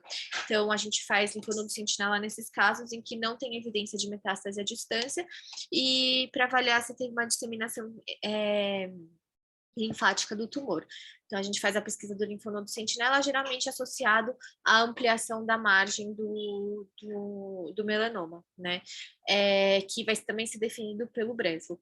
Além disso, a gente vai pedir exames de imagem em casos selecionados, né? A depender dos sinais e sintomas apresentados pelo paciente, quando o tumor é recidivado ou o tumor ele tem um estadio 3 e 4. Tá? E nesse caso a gente faz a classificação do estadiamento pelo TNM, né? Como a maioria dos outros tumores que a gente estuda, tá? E eu não trouxe, porque era uma tabela muito extensa e com muitos detalhes, mas o que é mais importante do T, que a gente leva em conta é o Breslow, se tem ou não ulceração, né? O N, se tem acometimento linfonodal ou não, e o M de metástase à distância. Lembrar que os locais mais comuns de metástase dos melanomas, então, para a própria pele, para linfonodo, pode acometer pulmão, fígado e sistema nervoso central. E aí esses pacientes também, só lembrando, desculpa, eles vão ter que ser acompanhados ao longo do tempo, né? Então a gente faz acompanhamento, uma vez que fez o diagnóstico de melanoma, a gente faz o acompanhamento para o resto da vida desses pacientes, porque o risco deles terem um novo melanoma, ele é muito maior. Passando agora para tumores que são mais raros, menos comuns, mas são acontecem com uma maior frequência nos pacientes idosos, então vou falar um pouquinho do carcinoma sebáceo. Então, o carcinoma sebáceo é um tipo de tumor que é primário da glândula sebácea. Ele é mais comum em áreas perioculares, mas eles podem acontecer em áreas extraoculares também, né? Então, aqui nesse caso, a gente vê o paciente com um tumor, com carcinoma sebáceo aqui na pálpebra inferior desse paciente, né? E são tumores que são bastante agressivos, que têm um risco de metástase aumentado e um risco de letalidade alta. Então, a gente vê que é um tumor que ele tem um aspecto mais amarelado, né, justamente por conta dessa glândula sebácea ser aumentada. Um outro tumor que é bastante comum nos idosos é o angiosarcoma. Então, o angiosarcoma é um tipo de sarcoma que acomete as células endoteliais, né, os vasos sanguíneos, e a gente vê uma proliferação desenfreada dessas células, que é muito comum, principalmente no rosto e região de couro cabeludo, né, mas ela pode aparecer em áreas extrafaciais também, né, mas o mais clássico é nessa região.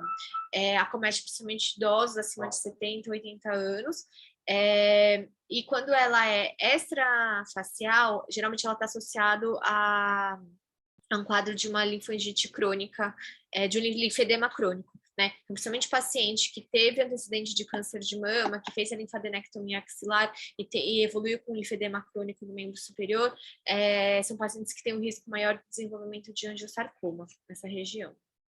Então, aqui são outras fotos de angiosarcoma em pacientes idosos, né, que acomete aqui região de couro cabeludo, a região da face, aqui já, né, com quadro mais disseminado, aqui acometendo pálpebra superior. São tumores altamente agressivos com alta mortalidade. Um outro tipo de carcinoma que é bastante comum nos idosos, quer dizer, que é mais comum nos idosos, mas é um tumor raro, mas que tem tido um aumento na sua frequência atualmente, é o carcinoma de células de Merkel, que ela é derivado de células de Merkel, que são são derivados de células nervosas, né, que estão presentes na pele e que fazem a inervação. Então, elas são, na verdade, é um tumor que ela pode ter várias características diferentes, né? É muito difícil da gente chegar num diagnóstico de bater o olho e falar, olha, é um Merkel. Geralmente a gente vai fazer o diagnóstico por meio histológico mesmo, né? Então, elas são formações nodulares, como nesse caso aqui desse paciente que pega a região glútea e coxa superior. Podem ser, né, lesões mais nodulares eritematosas com telangiectasias, aqui na região de couro cabeludo, na face, podem ser lesões únicas, lesões múltiplas, né? Aqui essa lesão mais erodida, ulcerada, então é muito difícil da gente, ela não tem uma característica que a gente bata o olho e faça o diagnóstico, né? Essa lesão pode ser muito bem um melanoma melanótico, pode ser um SEC, ou pode ser uma lesão infecciosa, pode ser uma série de outras coisas que a gente vai fazer o diagnóstico mesmo com o anátomo patológico.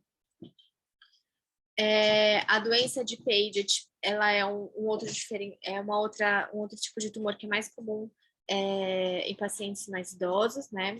A doença de Paget, ela pode ser classificada como doença de Paget mamária ou extramamária. No caso da doença mamária, ela está associada a carcinoma ductal in situ invasivo, principalmente. São lesões que elas até muitas vezes lembram um quadro de eczema, que acomete região de areola e mamilo, principalmente, e está principalmente associada a pacientes de sexo feminino a partir da quinta e sexta década de vida. Então, aqui um outro caso mais exuberante, né, de doença de Paget, que acomete a mama dessa paciente. Aqui um outro caso.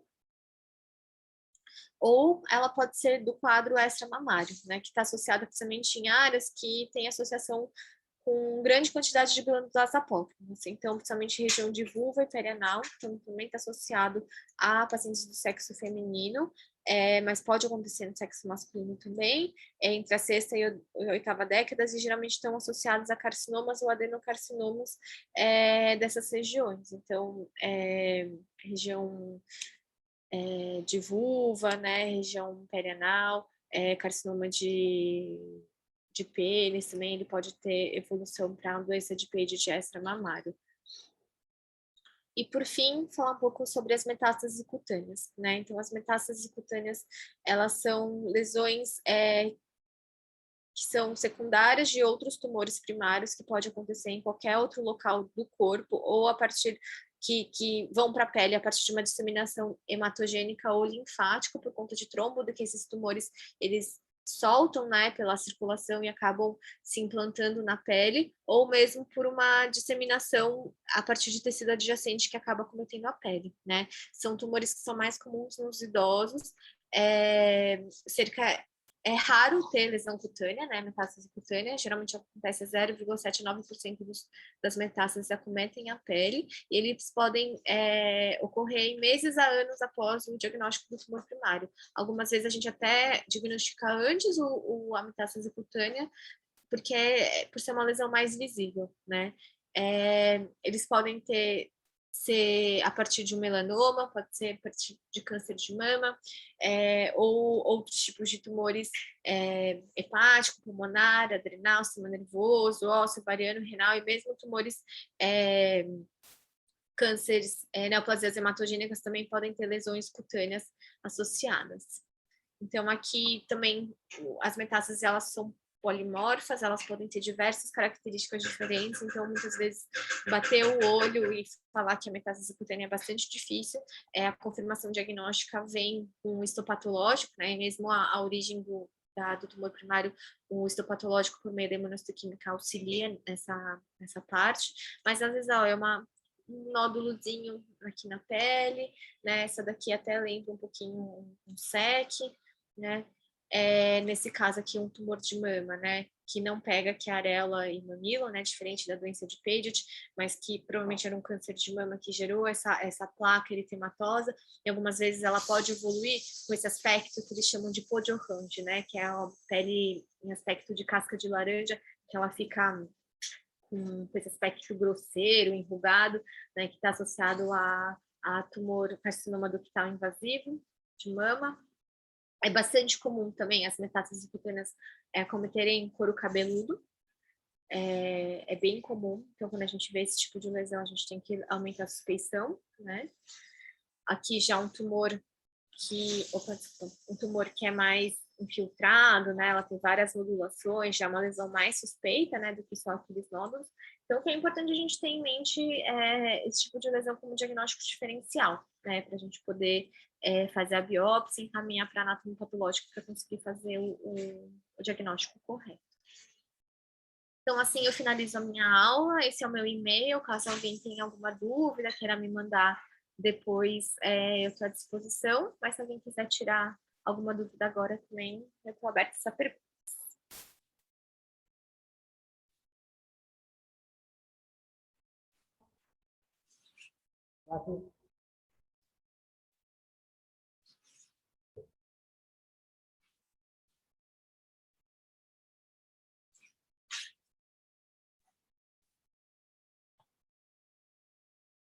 Obrigada, Gildeide. Que bom que você gostou.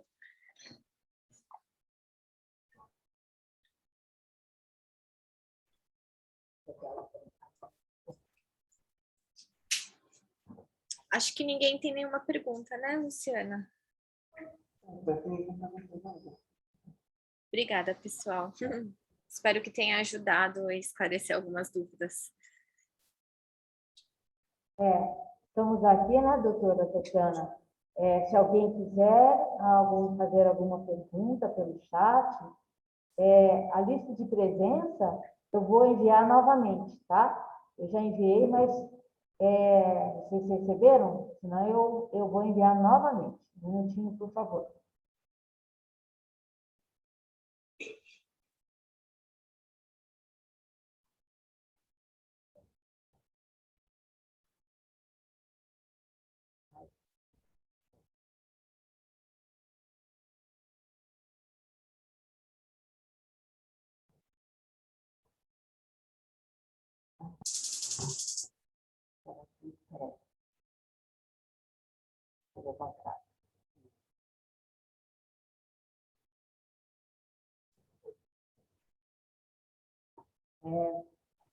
Pronto.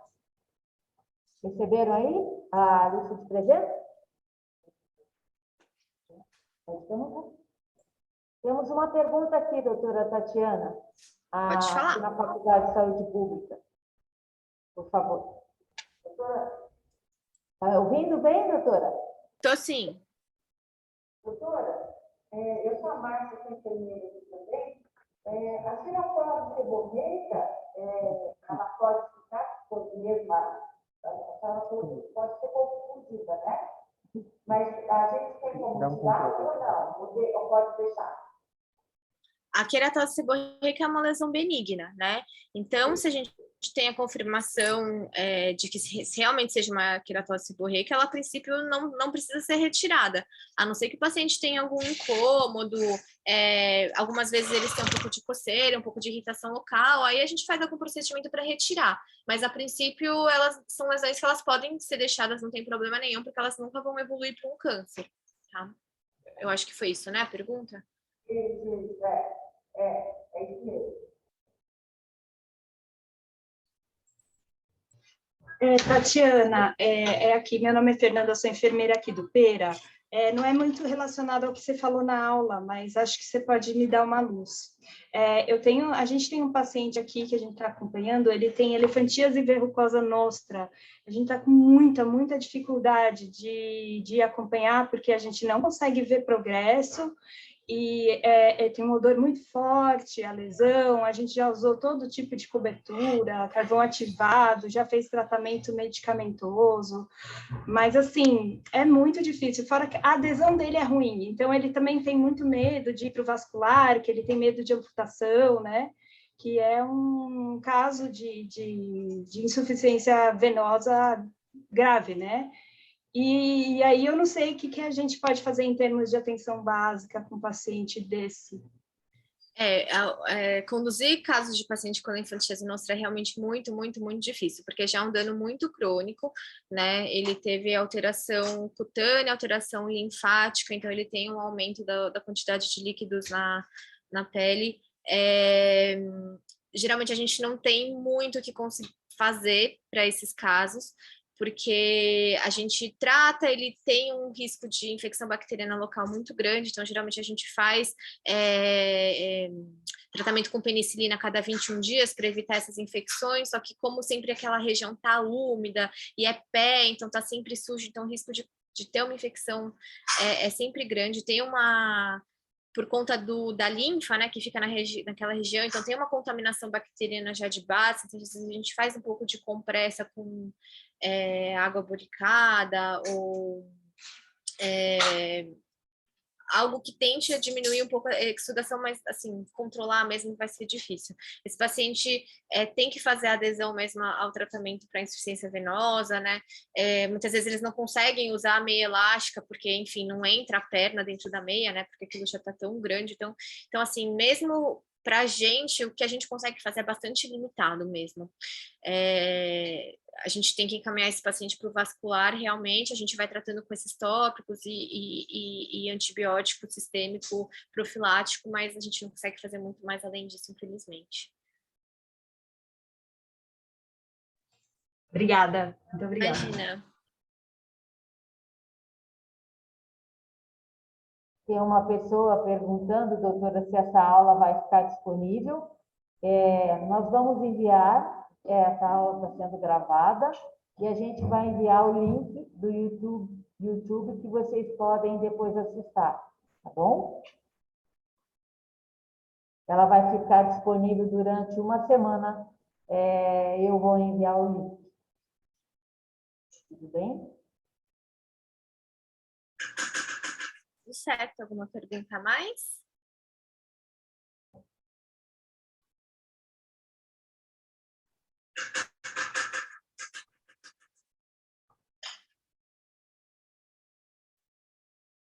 Então, tá bom, qualquer coisa, no final da aula eu deixei o meu e-mail, se vocês tiverem dúvida mais para frente também, só me encaminhar as perguntas que Eu vou tentar responder o mais rápido possível, tá bom?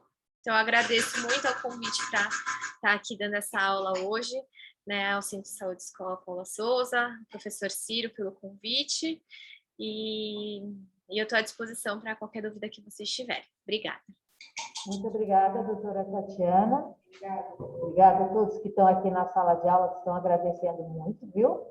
E tenham um ótimo dia e sucesso aí no seu... E parabéns mais uma vez pelo Dia do Médico, né? Obrigada. E outros profissionais também que estão na linha de frente, tá? Tá ótimo. Obrigada e boa semana para todos. A todos também. Obrigada.